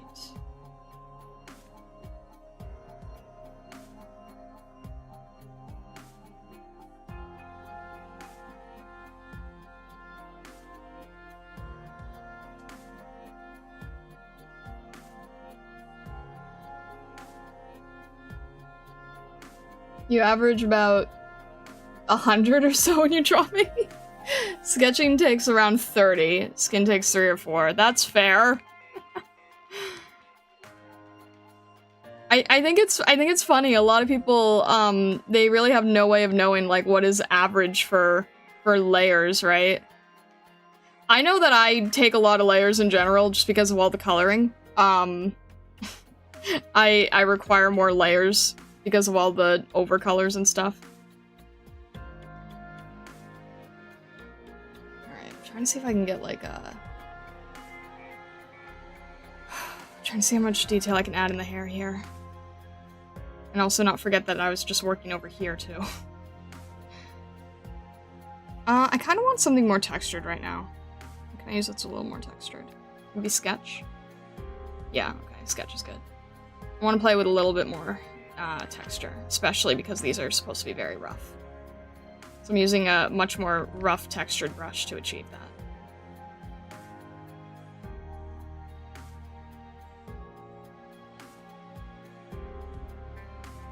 So Kuro is lovely, and I love using Kuro, but Kuro is also very, soft. So sometimes I need to jump to, like, something much more, rough.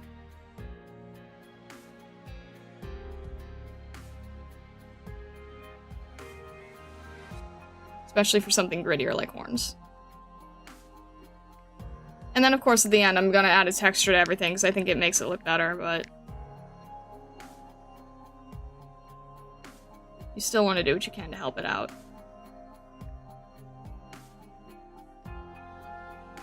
So it's weird to, like, not be working directly with all of the effects on, because I'm kind of working slightly blindly. I don't have the effects to balance it. But this is also where all my raw colors are.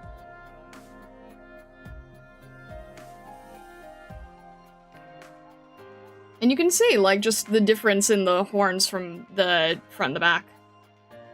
Or from the left and the right, I should say.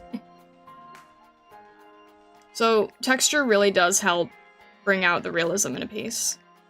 I mean, that's really the trick in a lot of realism, is just getting really good at texture. The reason that I can draw food really well is because food is like 90% texture. Like, you can learn to draw food. If you don't know how to draw people, you can learn to draw food.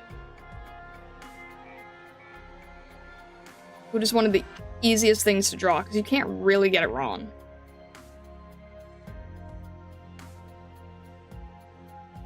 If you ever really want to practice, if you ever want to have, like, really good results without having to put in too much effort, draw food. I'm very serious. Sometimes I'll draw food and just, like, it makes me feel better about what I'm doing.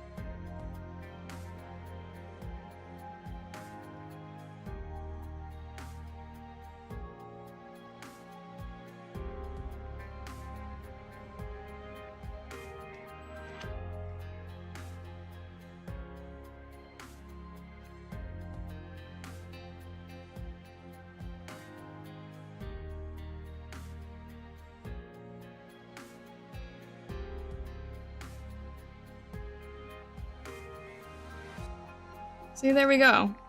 In, like, no time at all, these horns look so much better now because I threw on a bunch of texture and made them look more realistic. And all I'm sort of doing is going back and forth with a rougher brush and adding in more ridges, but it already looks so much better for her.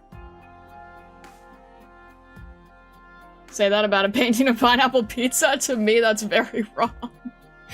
Well, I didn't say that it was, like, morally a better way of drawing. I just meant that if you can paint the texture, it'll make you feel better about your technique.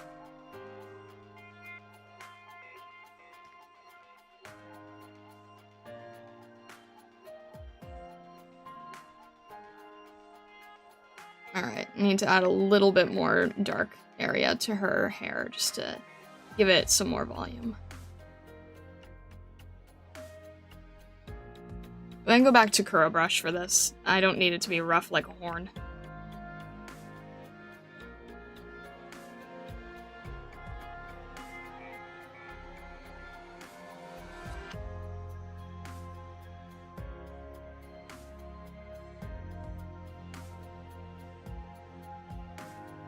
The horns are super pretty. That's why I'm excited to, like, have the stardust effect in them. I think that ended up being a really nice, happy accident.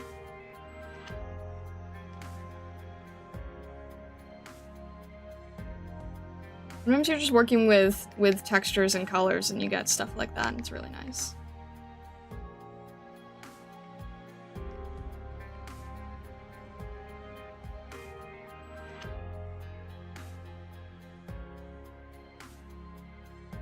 I'm doing a little bit of an undo to try to figure out where I was with the lighting. Okay.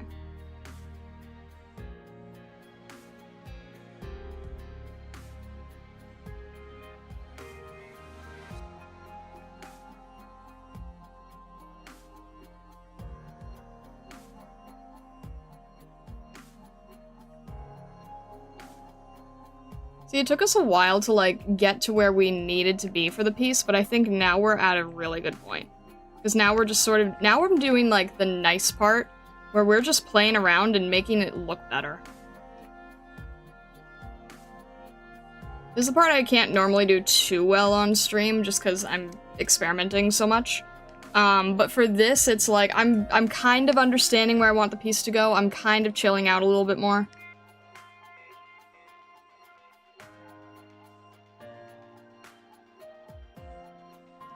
Not entirely, because I'm not 100% sure where I want it to go, but this is kind of, like, a little bit more of a relaxed state.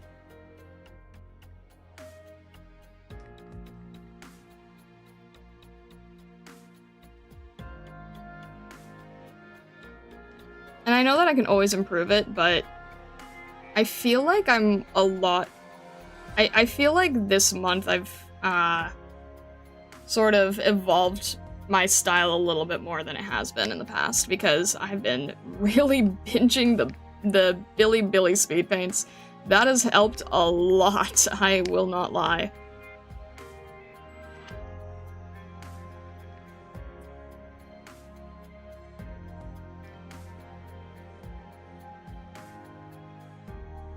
Arknight, I recommend that as well. The Billy speed paints are godsends. Honestly.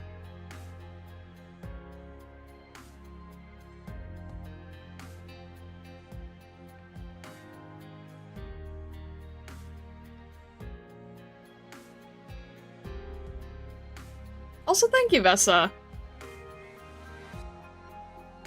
I normally lack, like, a lot of confidence in what I'm doing, but I don't know. This is a good month for that. Doesn't mean that it's, like, not gonna have its ups and downs, just like everything else in life, but I feel like I'm happy with some recent pieces. I don't know, I'm still, like, riding a little high on the Mail Club result. I'm really hoping you guys like that.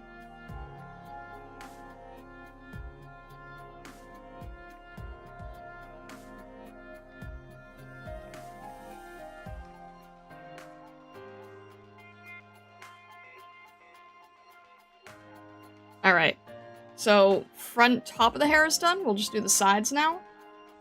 This is feeling good. I'm liking this.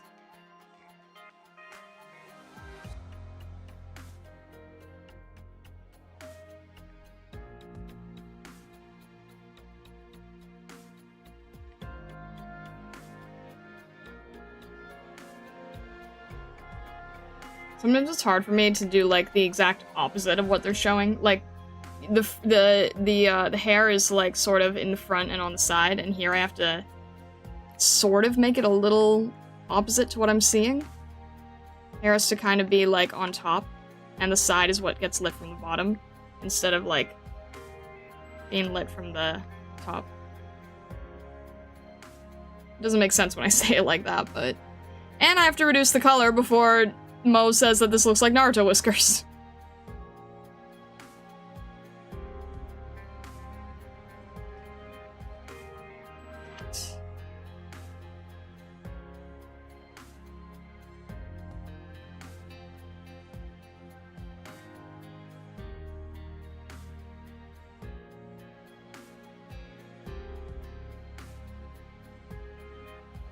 I'm gonna do it from underneath. It's not easy.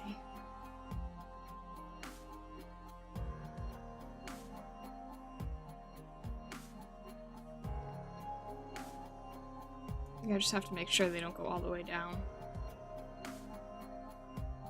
The top turned out good. I don't want to mess it up on the side here.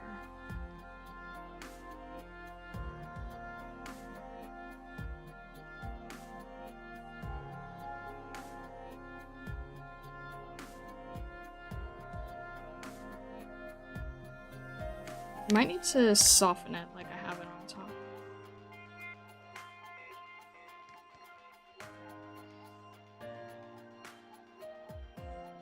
Did you separate the hair into different layers? I did not. It's all... I'm just overpainting on one layer. Actually, you know what? I'm a little nervous. I think I would like to do that separately. I think I would like to make the bottom and the top hair separate, because I really like how the top hair looks and I don't want to mess it up.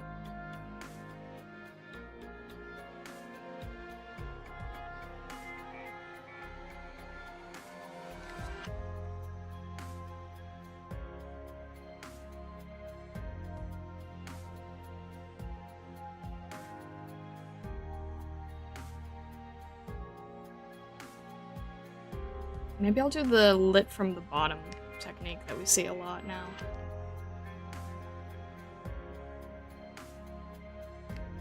Or lit from the back, I mean. Oh, I kind of already did, actually. That's fine. We'll do it like that then.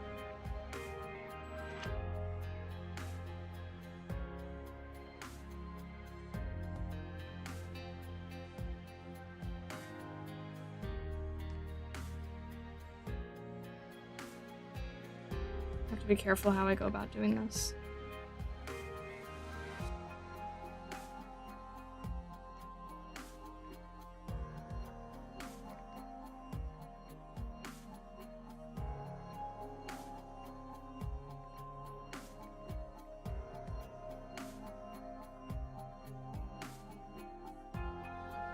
I don't want the top to look messed up because I couldn't get the bottom right, you know? So let's do some shadow here, sort of separate it. Better.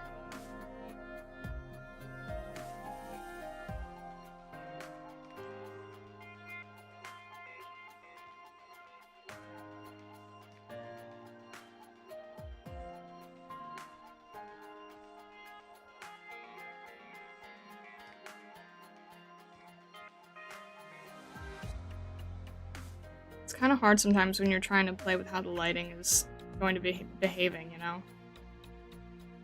I feel like this is too thick. At least for the style I'm doing. Like, it's so thin on the top, I feel like it needs to be thinner on the bottom, too.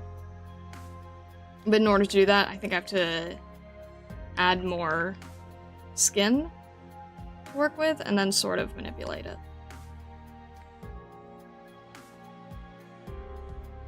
Which involves a little bit of shadow here. And then doing more of a paint over.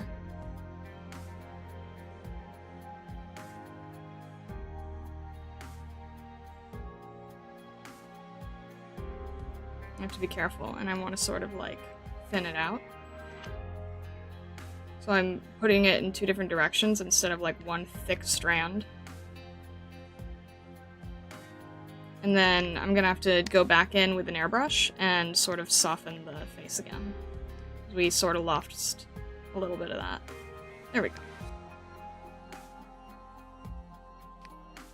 Then we'll have to sharpen it on the hair just a little bit more. There we go, that's better. I'm going to go back in with a lighter brush, and I'm just gonna separate a few of the strands like we did over here. So that we're sort of rematching the style, right? We're rematching the style we had so that everything feels like it's even and feels like it flows together. That's better. I'm fine with that for now. Back hair. We just need to make sure it keeps the gradient.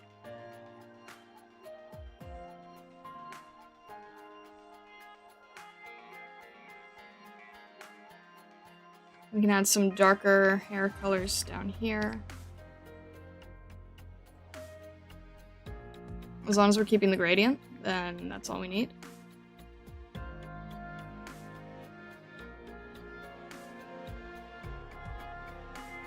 And by gradient, I mean the light to dark gradient.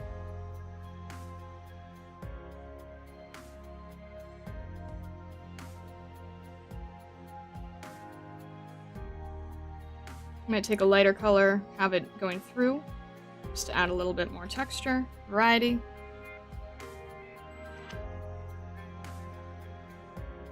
I'm liking that. I'm liking that. I really am.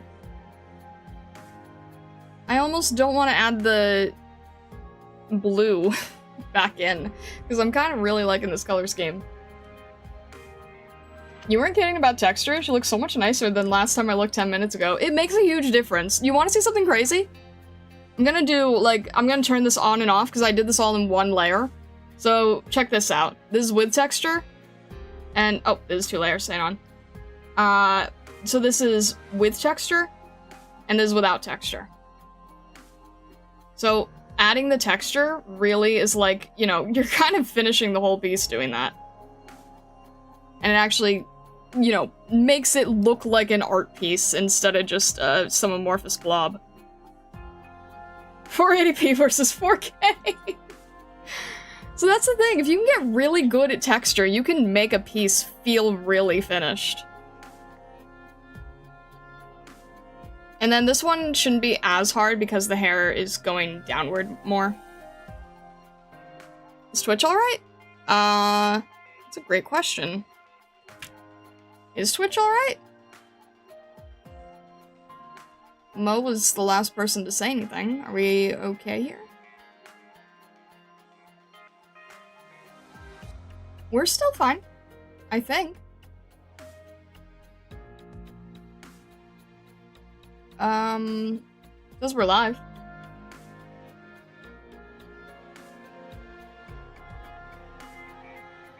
It currently says 0 viewers, so I think maybe it did crash for everybody. If you're on Twitch, you might have to reset things. But the stream itself is still going. So I'm not really sure. The stream itself is going. We didn't drop any frames. It just seems like the Twitch side died. We lost all the views. I don't really know what happened. If you're on Twitch, you know, feel free to join on YouTube. It's a lot more stable on YouTube. It says that I'm offline on Twitch.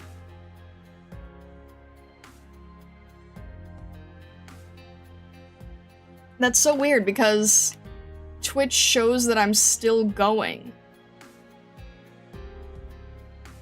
Wait, not currently broadcasting. Why are you showing that I'm live then?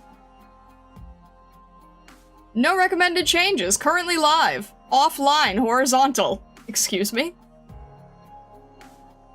Okay. I'm Schrodinger's live streamer right now? Says I'm offline horizontally, but I'm currently live. I don't know what to say about that. Everything went down? Wait, like all of Twitch went down? Did they... That doesn't make any sense. I want to make sure I don't get audio from people here. Oh. Wait, you're right. Like, all of Twitch is not working. Okay. Cool. All of Twitch is dead, and this is the reason we multi-stream. You did it, guys! You defeated Twitch! Congratulations! The one thing you've been wanting to do since the very start. You did it! You defeated Twitch! You won! You won, guys! You really did it! You won! You won! Twitch is no more. You did it. Single-handedly, you, the Stargazers, were responsible. Oh my gosh. You did it. You know, we weren't sure if you had it in you, but you sure did it. Oh. Twitch is still going for you? Don't refresh it then. If you refresh it, it'll die. Apparently all of Twitch is down right now.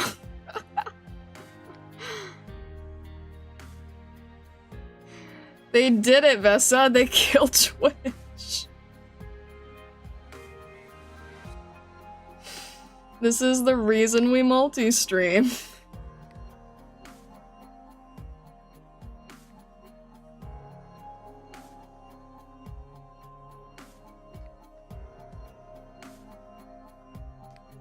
Adding like a little more shadow and highlight here, just so I have more room to play.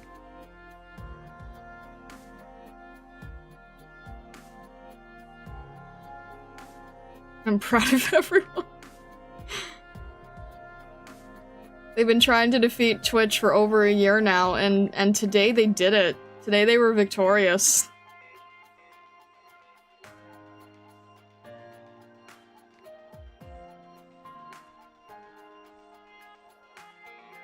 I'm gonna add that shading again on this side too.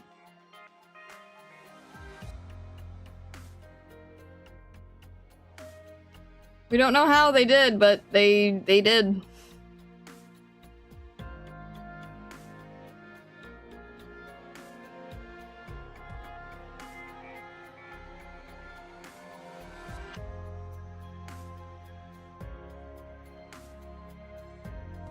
But if anyone comes after us, it wasn't you guys, right?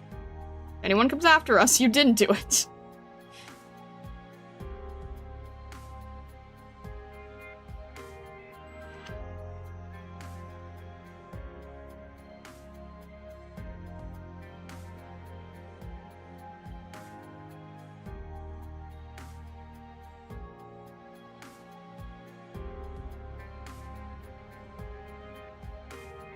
It was a battle of endurance. See how far I'm going here.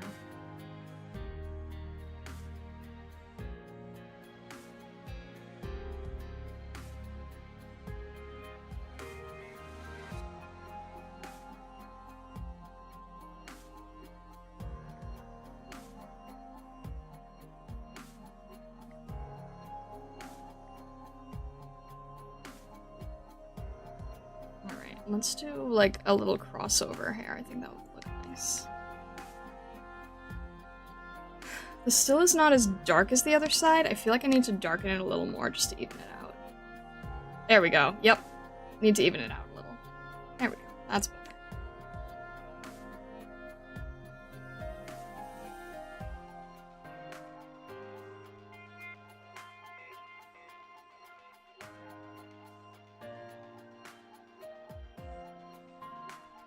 And there's also the actual hair, so we can make it a little more textured going down.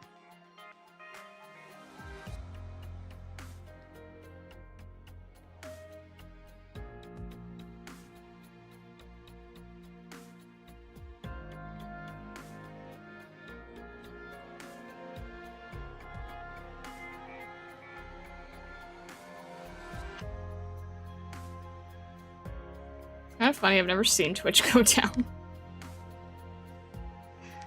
Especially not when I'm in the middle of streaming.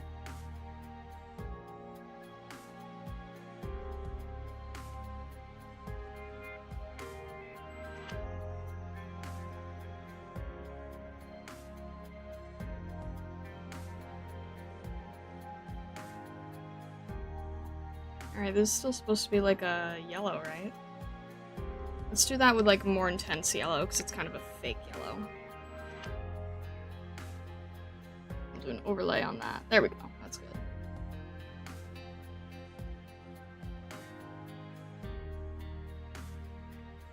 And we'll just paint right over it.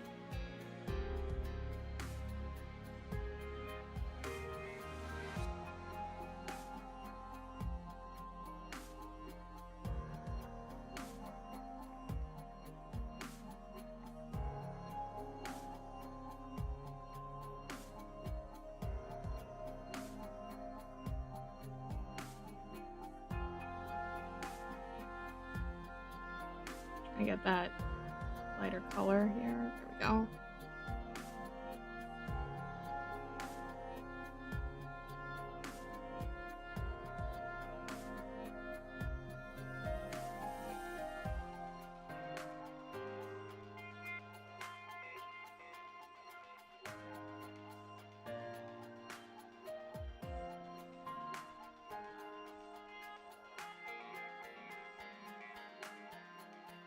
Trying to figure out how much of each strand here that I want to be apparent. I know it seems silly to just worry about each strand, but each one can kind of like change how the composition feels, so I'm trying to be mindful.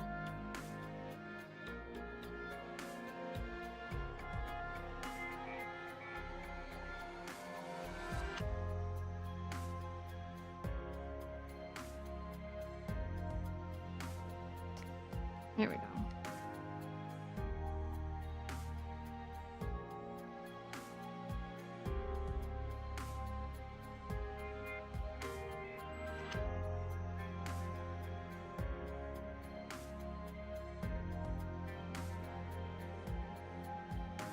We're just finishing off the edge here.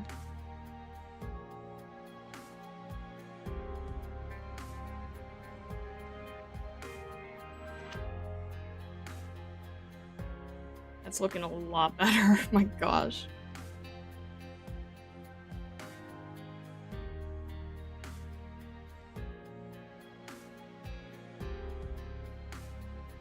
Sometimes you have to be a little more bold too in the strokes to make it look nice. Which I have not figured out entirely yet, but sometimes I get happy accidents like this, where I just try to be a little bit more bold with the strokes and see if it looks better faster.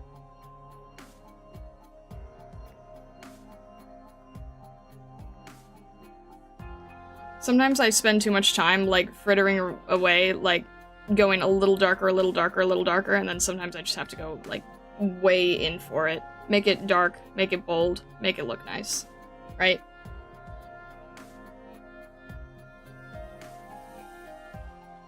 Alright, let's clean up her sweater a little bit here. I think what I'll do for her sweater is, we're gonna go back with that texture brush that we did on horns, because I think that looked good.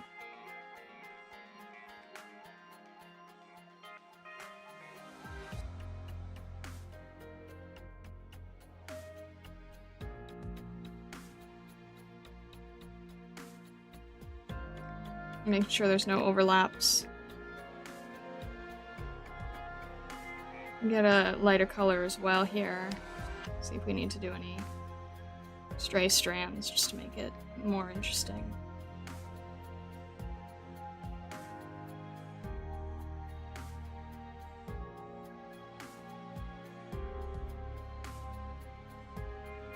We'll do one there, and we'll do one down here.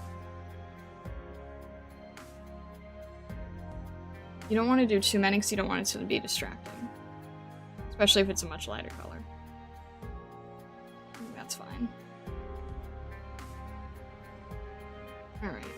We'll do this part with the orange and the yellow.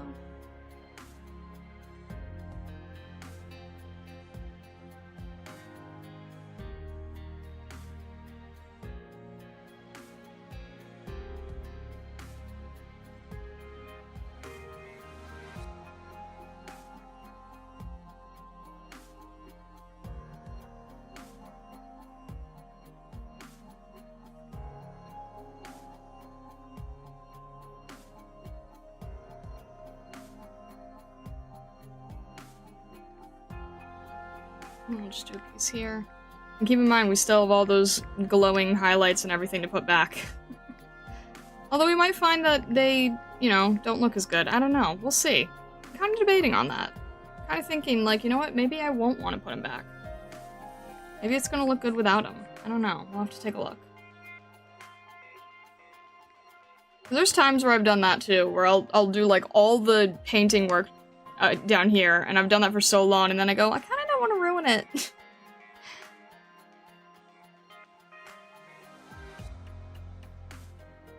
That's also a possibility. I'm flipping back and forth because there's hair pieces that I have to manipulate.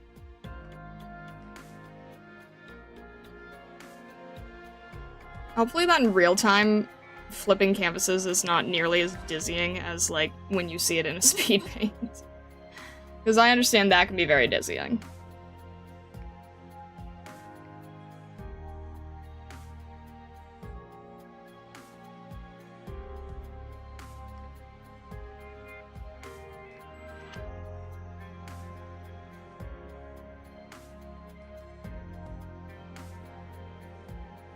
Know the feeling? Yeah.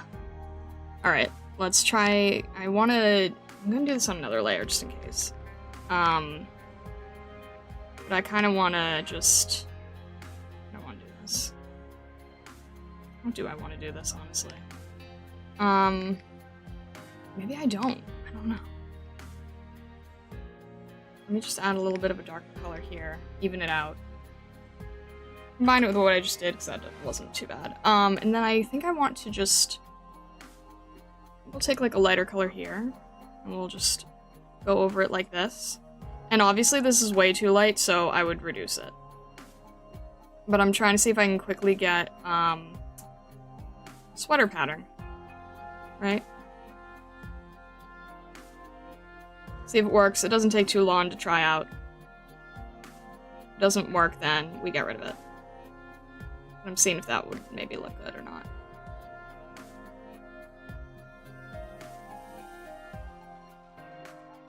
I'm not being too precise about it. I'm just trying to add in a little bit of variety.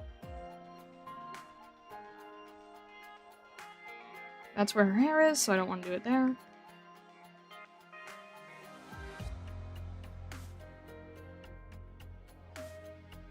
Alright, does that look good or no?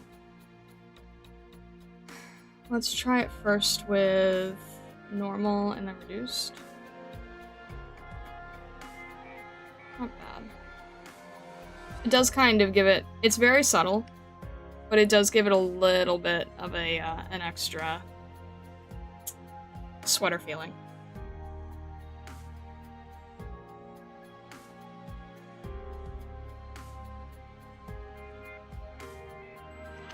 And then what I might also do is I might just take that, duplicate it, multiply, try that, move it over a little. There we go. That's also a very quick thing you can do if you're trying to do textures.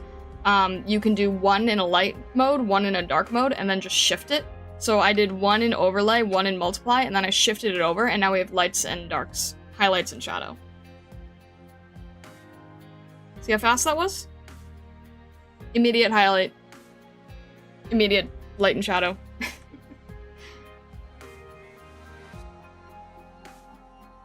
That's also a trick you can do. I love, like, stupid little tricks like that, you know? Alright. Well, I think our next step is, let's try to refine the nose just a little bit, if we want to, and then we'll just do the eyes. And then we'll see what it looks like again with all the texture on there. Witchcraft! You get what I did, right? I like using that method. It's very helpful.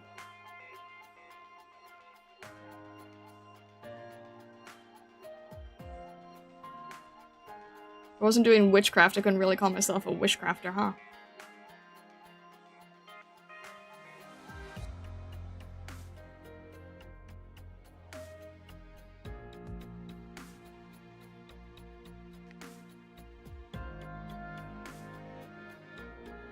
Alright. Maybe I like that a little bit more. Yeah, it feels a little bit more balanced, I think. I don't really know what I'm doing with the nose. But, it does feel a little bit better.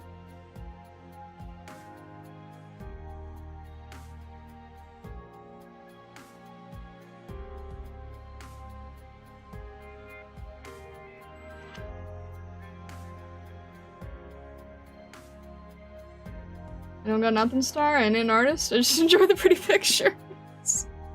Well, that's fine. That's fine, too.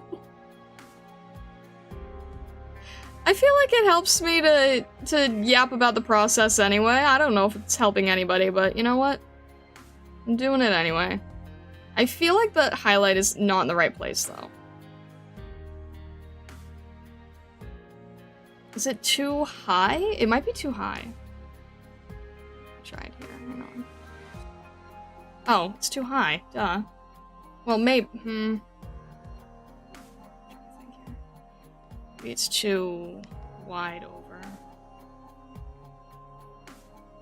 Hang on. Let me go back to the airbrush. I think this is meant to be like a Rembrandt lighting.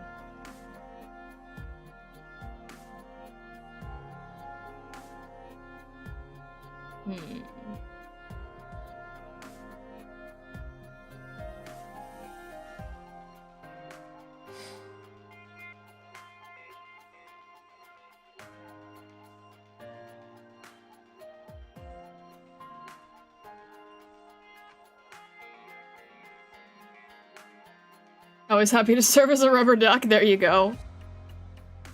Alright, I think that looks slightly better. Not even sure why. It feels like it just does. It's a little more centered and balanced. So we'll go with that.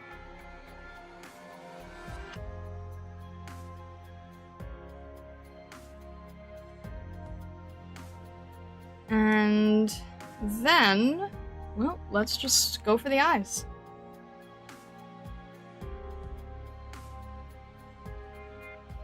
This is gonna be difficult. The eyes are the hardest part. But I think we can do it. Alright, first step. First things first. I'm debating if I want to add any color to the teeth or not. Probably not, but I'm just debating. It's a little too saturated and a little too dark.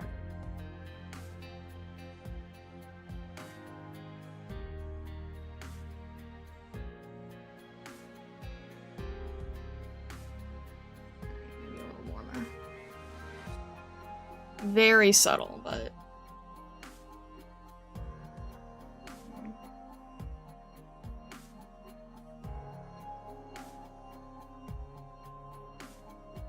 We'll do something like that. Super subtle, but it just separates it a hair.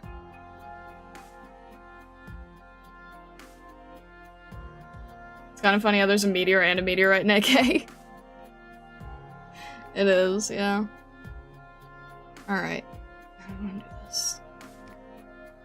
This is where I struggle still. I haven't done that much for eyes yet, especially not in this position, but we'll try it.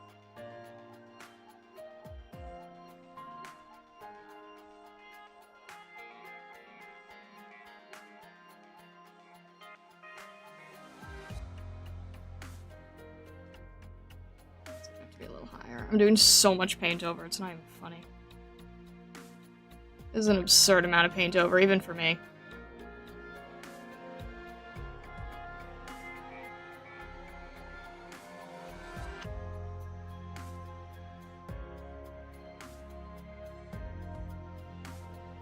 If I was smart, I'd be doing these like all on easy to move separate layers, and I'm not. So it's kind of a wild approach.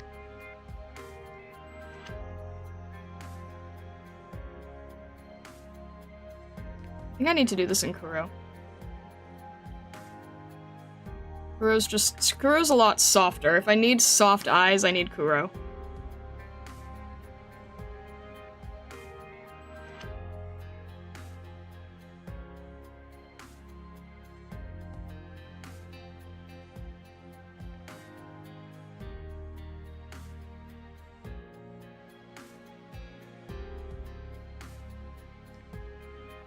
We're gonna go over the hair slightly, but then we're gonna bring the hair back over it.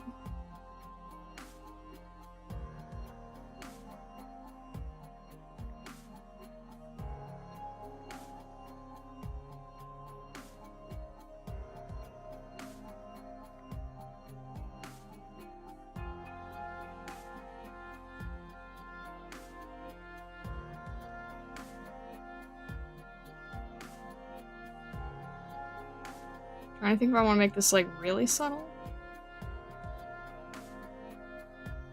Do I need this? Maybe a tiny, tiny, tiny bit. Barely anything though. Make that a little darker.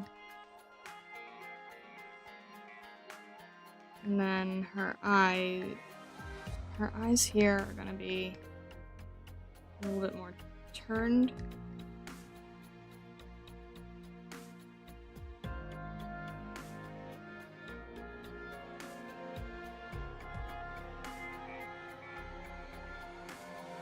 I think I'm gonna have to definitely readjust the mouth in a bit.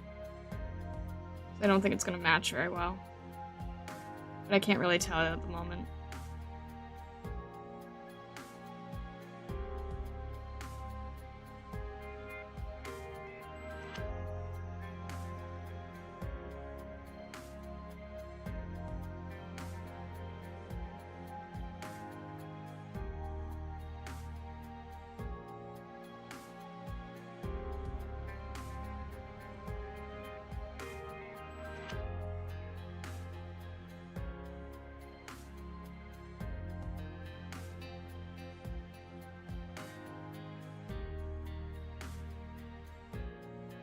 And I think one eye is a lot larger than the other, so I'm gonna have to also make sure that's even enough too.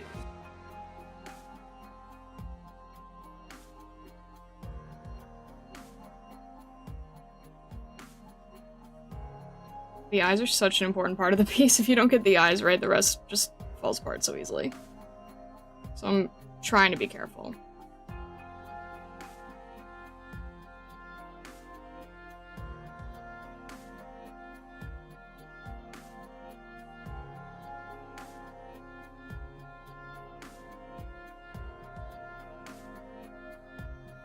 I know it's like we just keep going and noodling the shape of it, but that's a pretty important part. I also need to put the... Actually, let me do that on a separate layer. I need to put the hair back. Did I paint over that? I sure did. Okay, never mind. We're going to do that on a layer above. And now we're just stuck adding another layer. Nothing I can really do about it. We'll darken this a little bit so it matches the other side.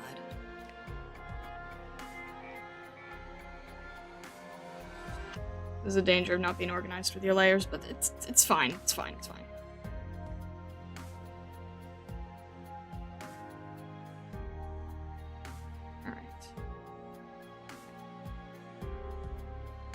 We're gonna do some very subtle, like, bottom lashes. Very, very small. Very subtle.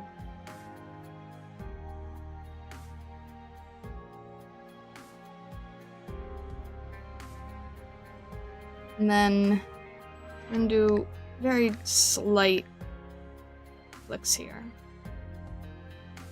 Or we'll see how it looks anyway. Might want to get rid of it, but we're just gonna try it out.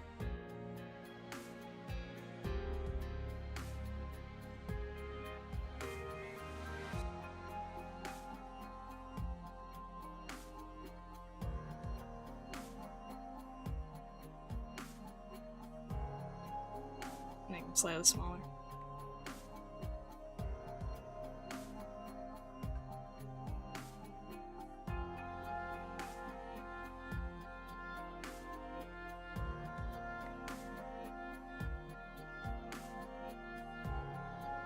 Alright. Maybe slightly darker so that we're getting the shape as well here.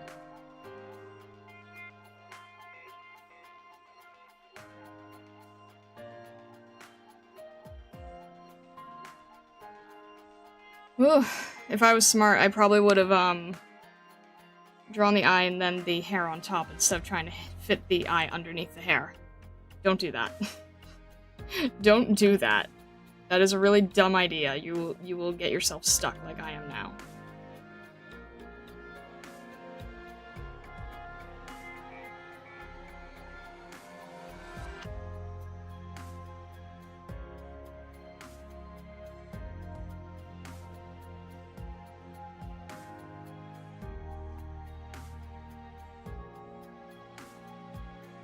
So you have chicken tenders. Thank you. I appreciate it.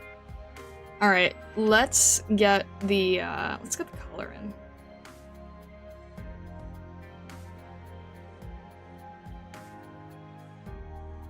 I'm gonna get the gray here.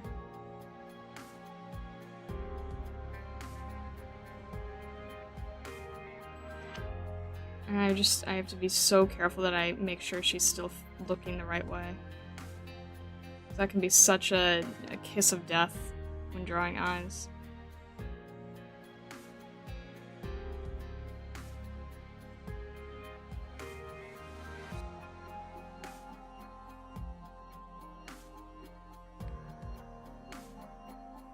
I'm going to soften it back with the skin color because it doesn't need to be that apparent. It can actually be pretty dang subtle.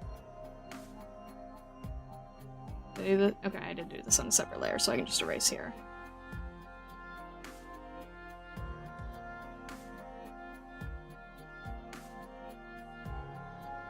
I'm flipping it again just to make sure that I'm not going so out of whack, and I'm probably gonna have to adjust a lot of things still. Especially that mouth. That mouth is gonna bother me. Alright, Willow, have a good rest of your evening. What we're gonna do for the eyes is I'm gonna try to shape them a little bit. Hang on a sec.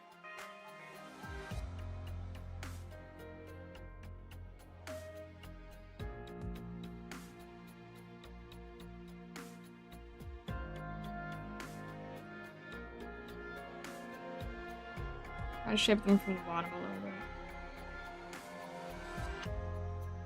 Trying to make sure that's somewhat even. If it's not, that's what needs to be fixed.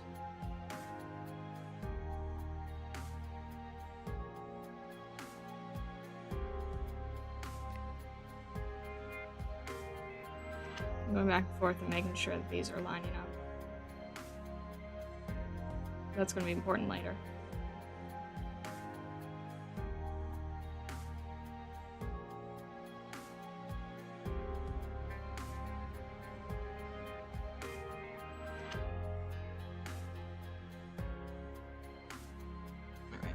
I need to take all of this and just move it up.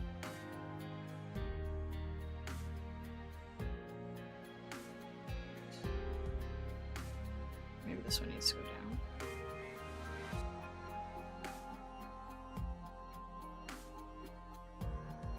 Alright, where is that?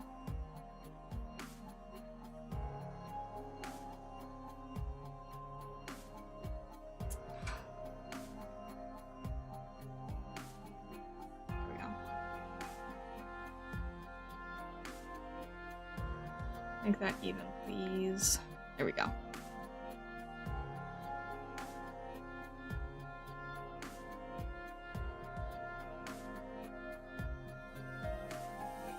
And if I was smart, I probably would have also, like, mirrored these as I was drawing them.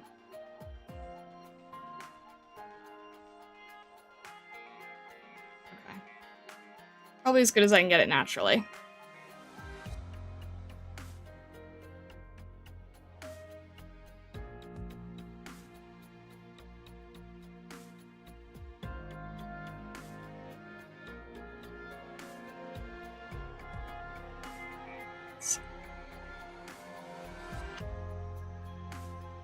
I'm gonna go for a pretty intense gold, I think.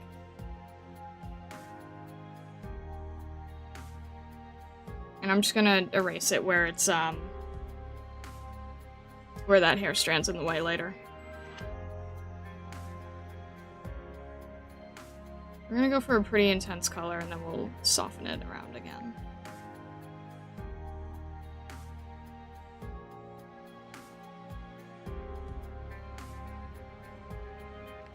And airbrush a softer color up here. We're gonna go very dark in the center.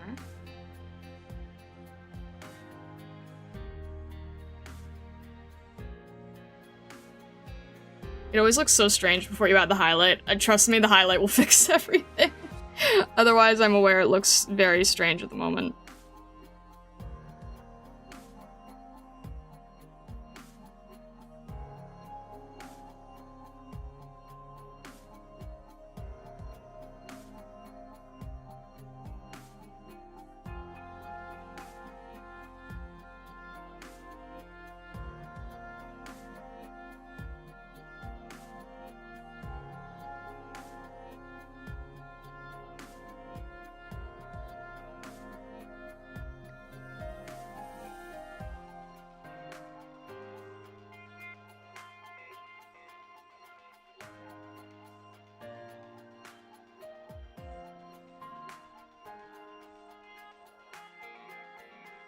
We're just softening this edge here.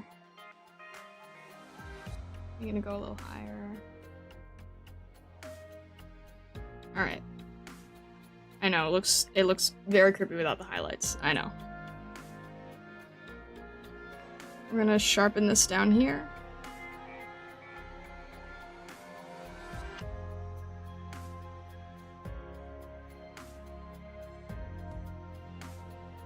And I'm gonna make this a little darker and more saturated in the center.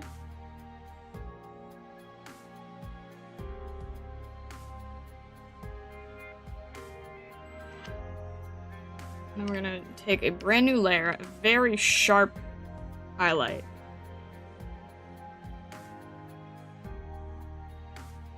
We're gonna add in where we need to.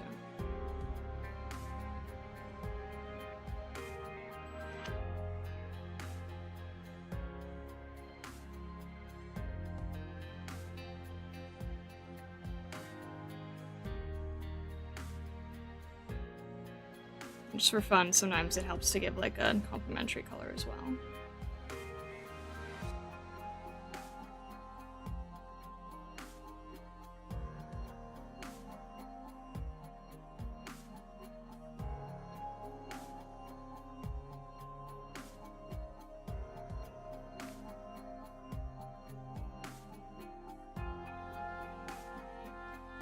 Let me see if I can get her like looking like she's facing the right way.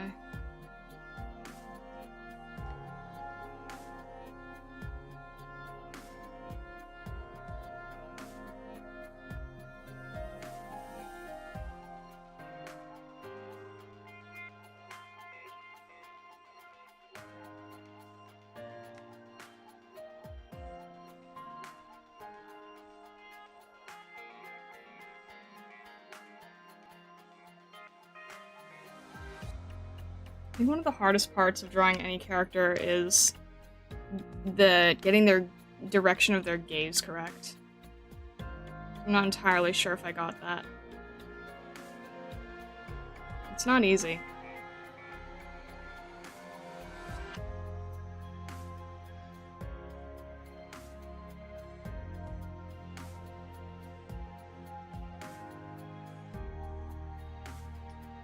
what I probably have to do... I probably have to move things around a bit. I think I'm gonna have to push the eyes in just a little bit. And I think I'm gonna have to push the irises in. Should help.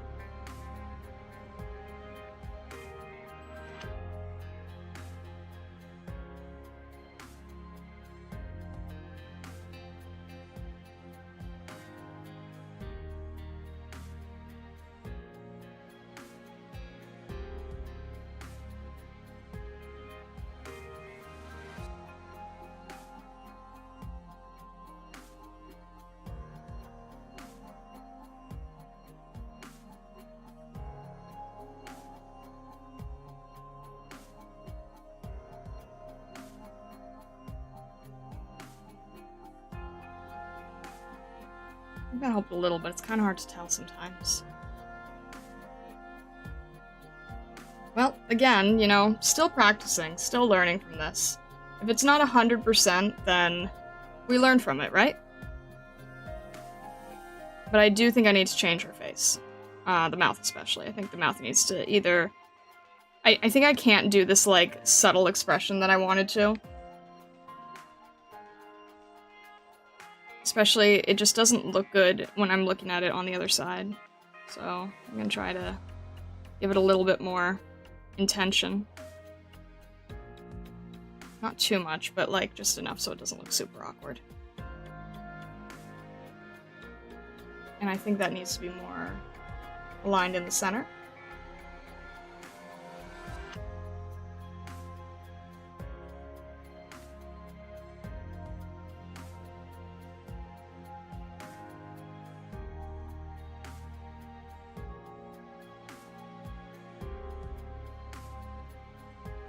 So hard to tell.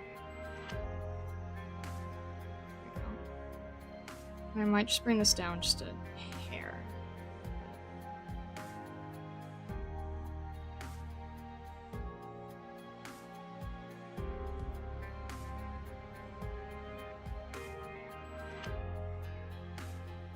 Okay. I think I need to bring her chin in a little. I think her chin is a little bit large.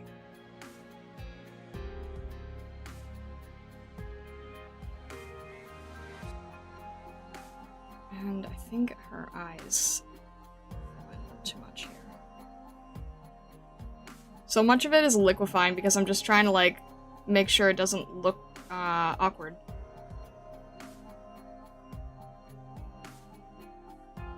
That's why I keep flipping so much back and forth.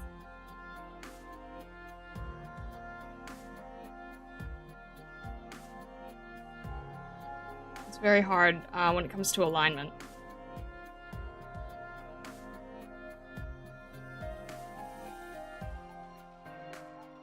I think this needs to be pushed in a little bit more. There we go.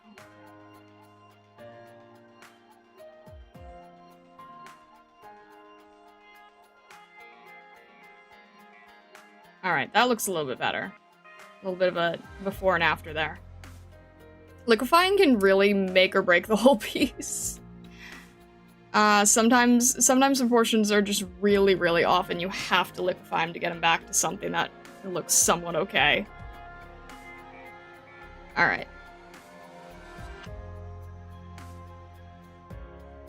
Alright, with that all being done here...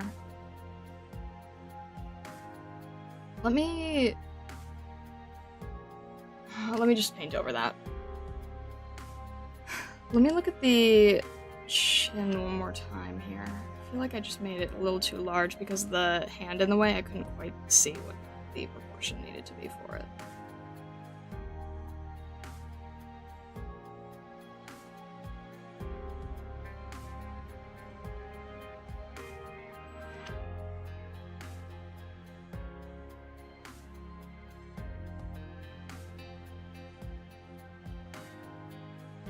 That looks a little bit better.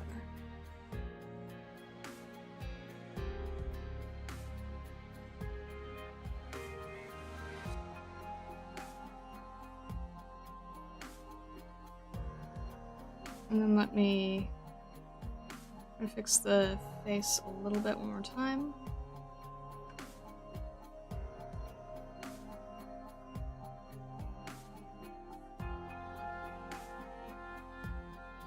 It's very hard to do like this subtle half smile looking thing.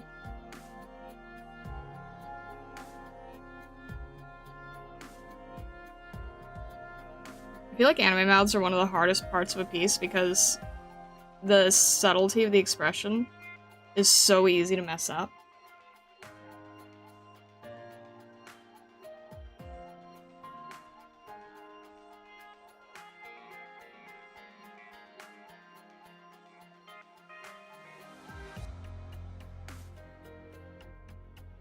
Alright. We've done a lot of rendering. So now we're gonna see what it looks like when we put all of it back. And I don't know if it's gonna look good or not. We're gonna have to test it out and find out. We are now at around 40 layers, by the way, if you were curious. Okay, let's see what happens now when we take everything out. And put everything back.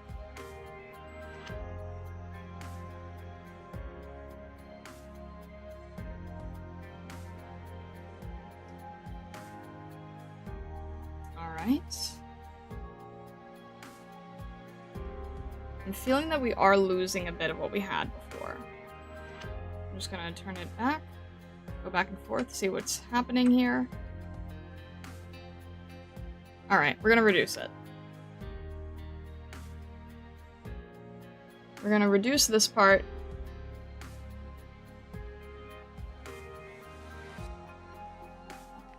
We're gonna still make these strong, but we're gonna make them, like, a little less strong, I think. And I think we're gonna, put a contrast layer over the whole thing as well. So we're gonna be a little bit more intentional about it instead of a little bit more rough. This part, I think, is probably our biggest weakness right now. So what we're gonna do instead of divide, I think we'll set it to normal, and we'll set it back to cyan. And then we can manipulate it a little easier. So I think we don't need as much of a glow here. I think we can reduce it a little bit here on the bug, and a little bit here on her face. I really want to reduce it on her hair, I think.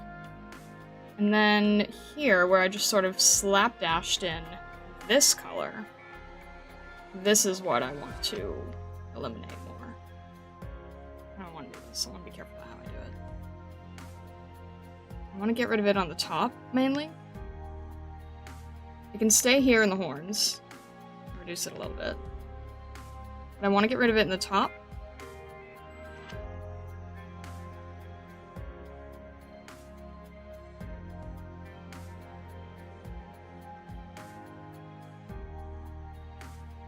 I want to get rid of it a little bit in the side. I want to sort of keep a lot of what we worked on, right?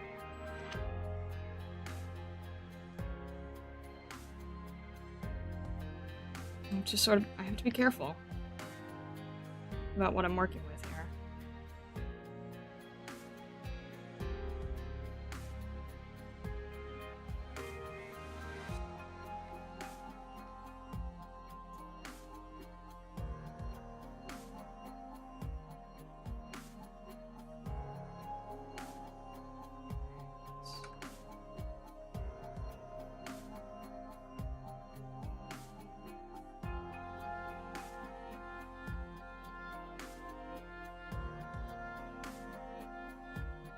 I need to go back to where's that bug's light?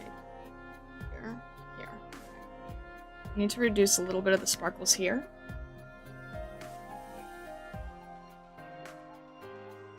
I want her to have that glowing effect. If I make it too subtle, it's not strong enough. If I make it too intense, it's a little too alien. So I need to sort of find a good balance. What am I doing? Oh. I don't mean to move it around, I'm just trying to get rid of it.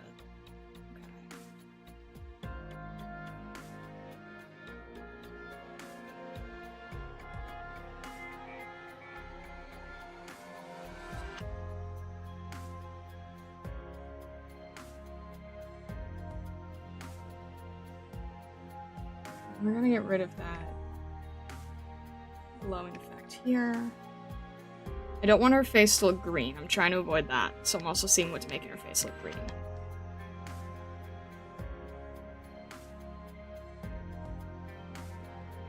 Alright. I don't want this in her eyes.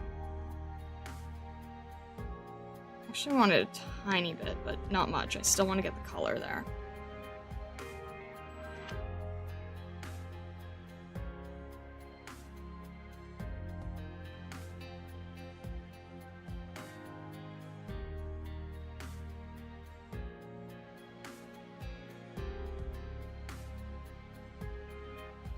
Trying to make it a little bit cooler. Or a little bit warmer, I mean. Alright.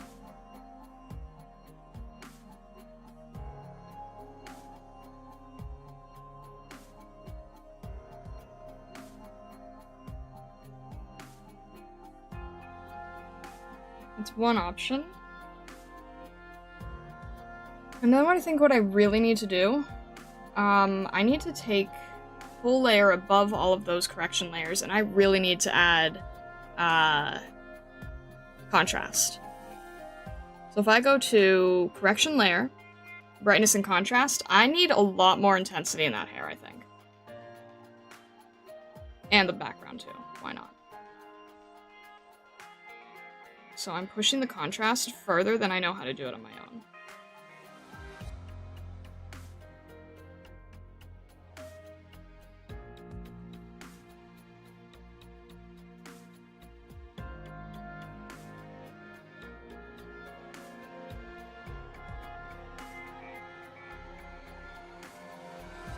I think it's a little too slapdash over here. I think that's what's making it feel weird. Because I just sort of airbrushed it in. And it probably shouldn't just be airbrushed in. Especially like around the hair.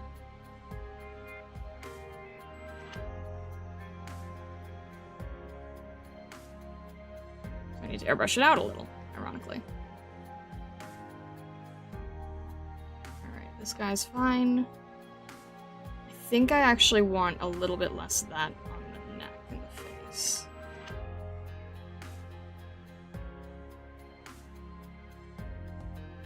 I'm fine with it for the little glowy dudes. And then I think we kind of lost some of the details. We're going to reduce this slightly.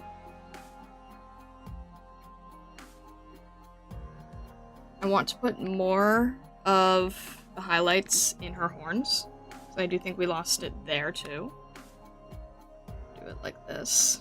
I'm actually going to go all the way around with her hair, her horns, the whole thing, and then I know it's not quite lined up, so we're just going to have to liquefy it.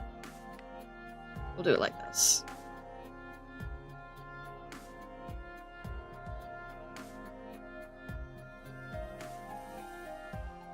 We might not have to. It might be strong enough on its own, actually. So that's good.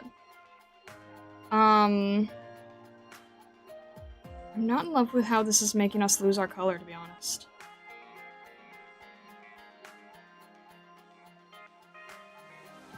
I kind of don't like it on the chin.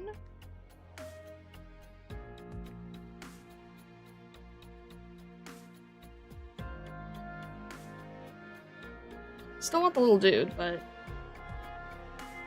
And I think I want it just a little bit less over here. And I think what I'll do is I'll make a few more of these. To sort of even it out.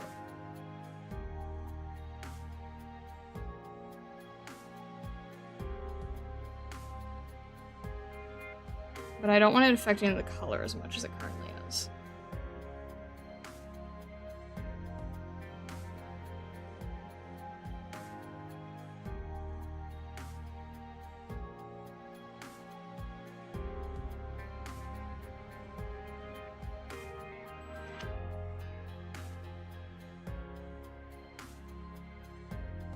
I feel like too strong a highlight at the top distracts from the firefly being the main light source. I agree. The reason that it's stronger at the top is so we don't lose it entirely, because otherwise, where'd I have it? I'm just trying to make sure that the silhouette of Meteorite herself does not get too lost. I can reduce it a tiny bit. I might also make it less saturated. Might be a little too saturated. I'm just trying to sort of bring her highlight out just a little bit, and it's kind of fake lighting, but it's a good trick. I would probably also do it on the side here. So, like, it would, doing like a backlit light here as well. It's just helping frame her, basically. So if I did this, what the heck? Why did you turn into a shape tool? If I did this, for instance, right? And then I set it to overlay.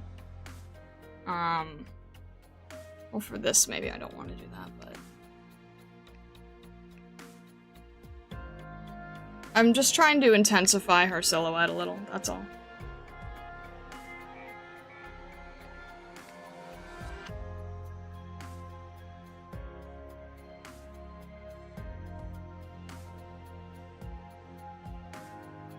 But I can keep it soft. See, it gives her just a little bit more, makes her a little easier to see, that's all. But I don't really have to for this. I can leave it.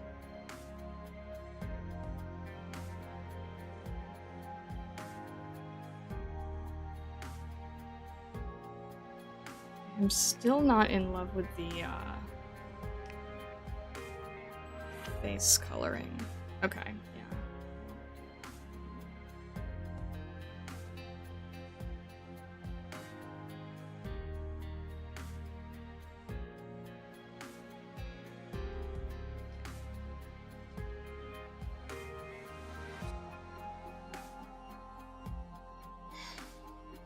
And then I think what I want to do is I just want to add a few little dust particles.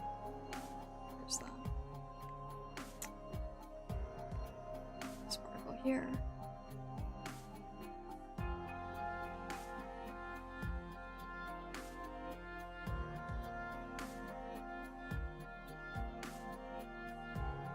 Just something a little to soften the piece.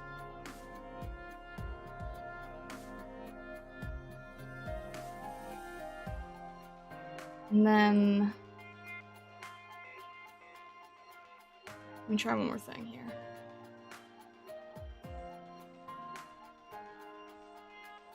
Pretty much done, I think.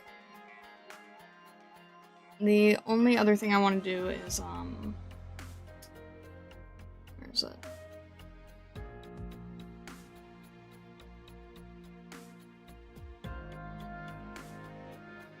There's something very Aerith about this piece. What do you mean by that?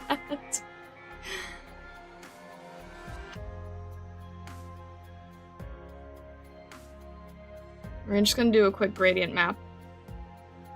See if that makes any difference here. I know it looks wild. Bear with me.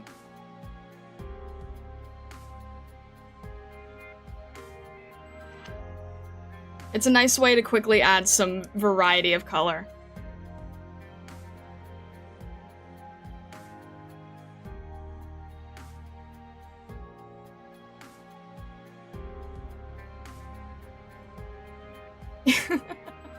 It basically what a gradient map is it makes, it changes what colors your darks and lights are. So if I want to unify the piece a little bit, I can sort of pick, a color scheme that might sort of add everything in one go. For a second, I thought you were adding impact frames. So I'm seeing if there's anything that might make the whole piece look a little bit more unified. Like, I like this one. Let's see here.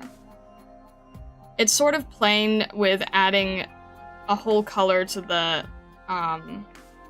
whole piece in various gradient colors. It's a little hard to describe. So 5 looks good to me. 4... 1. I want to still try to keep it looking like her hair. So I like 5. And I like 1, I think.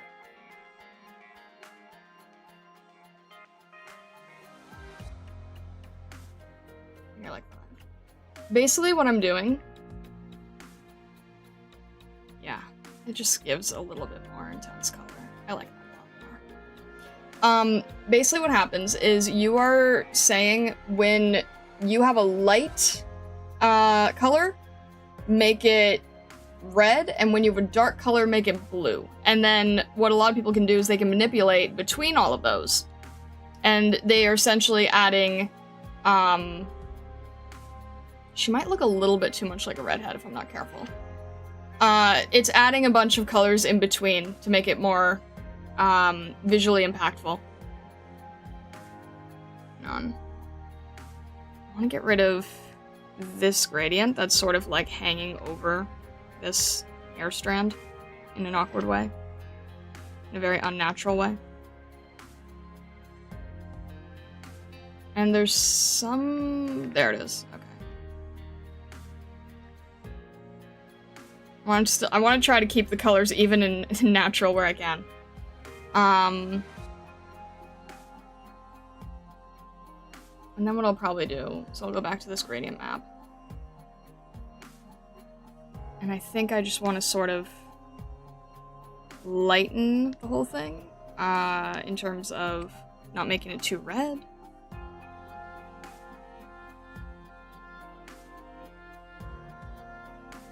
Where are you?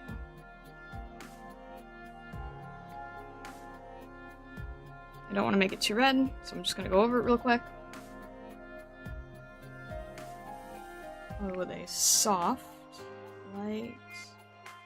There we go.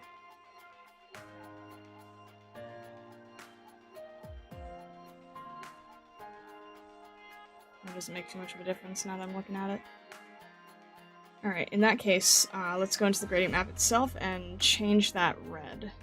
Make that into more of a peach.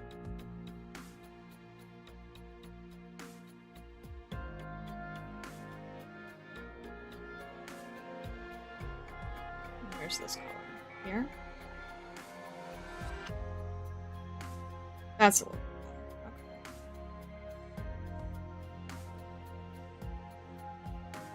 How does it look on my screen?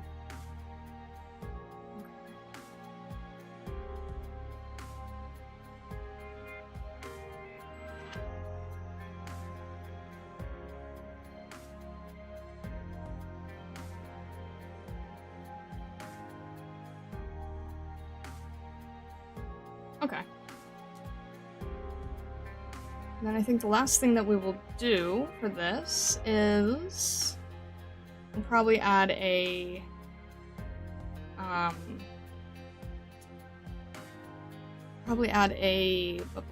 rendering.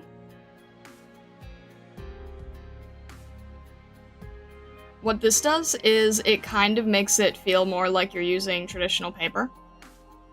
It's adding texture to it.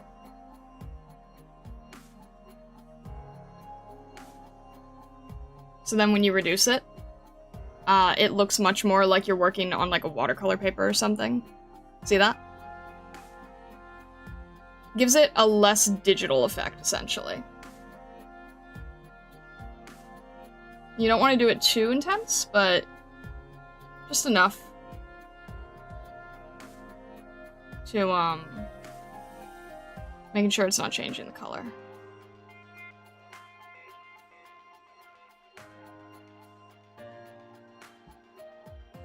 So that just kind of gives it more of a traditional feel.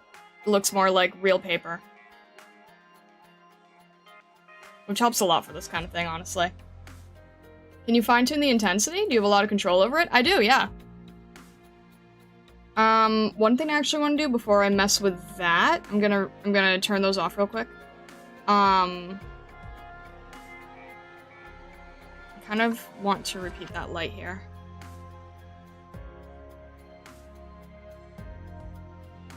And I think I want to also liquefy it.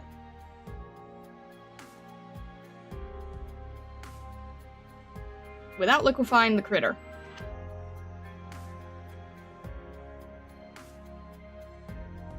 Put that up a little bit more.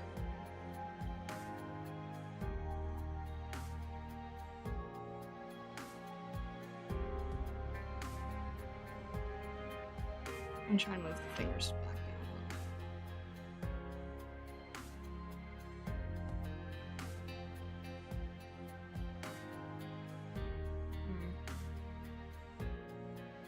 Yeah, that's better.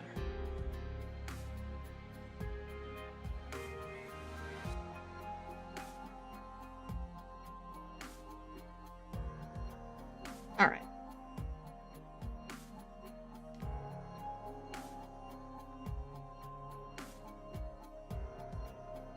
Those back on.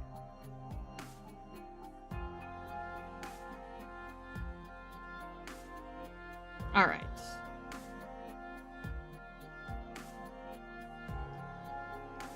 I think this is probably where my...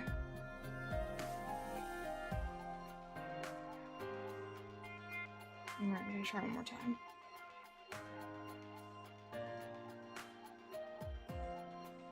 Bring that down just a little.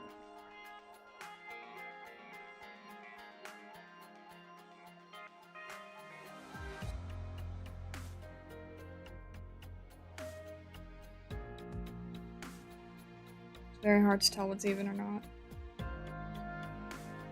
I'm gonna try this.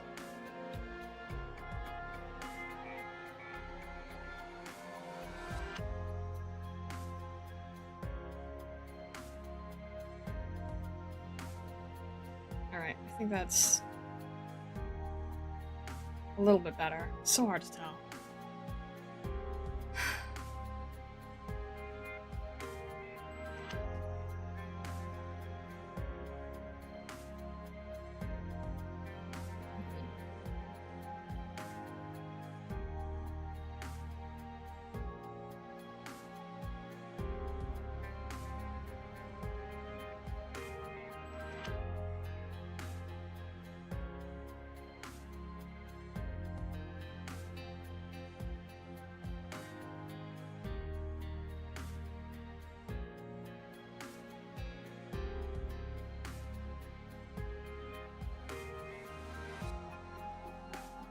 Alright.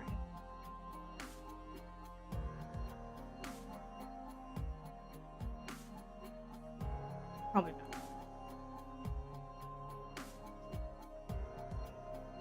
Look at the OG art, the eyes are very far, you're good? It's so hard to tell.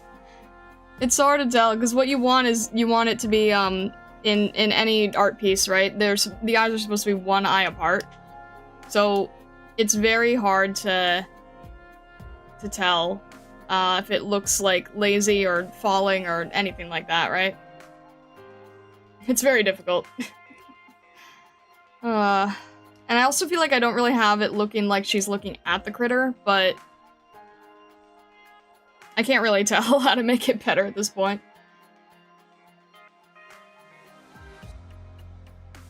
The reason they look further apart, I think, is because you're looking at a side view.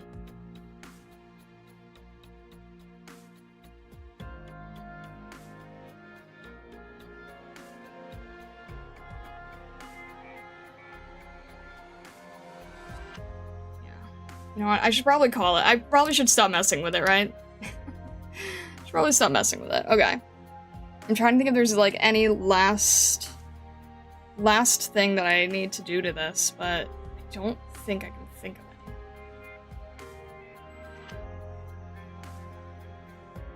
any. Alright.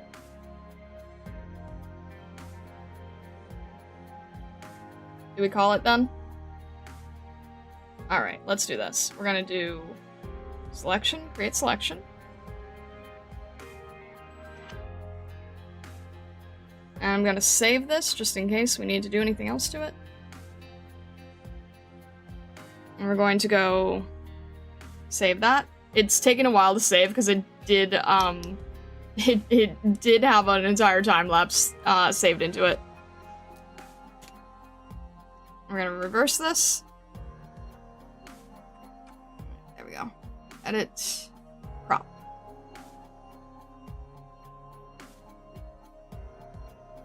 There we go.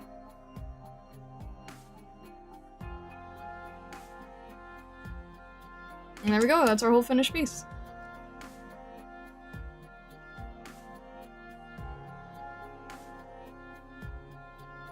Outstanding work, really captured her well, thank you!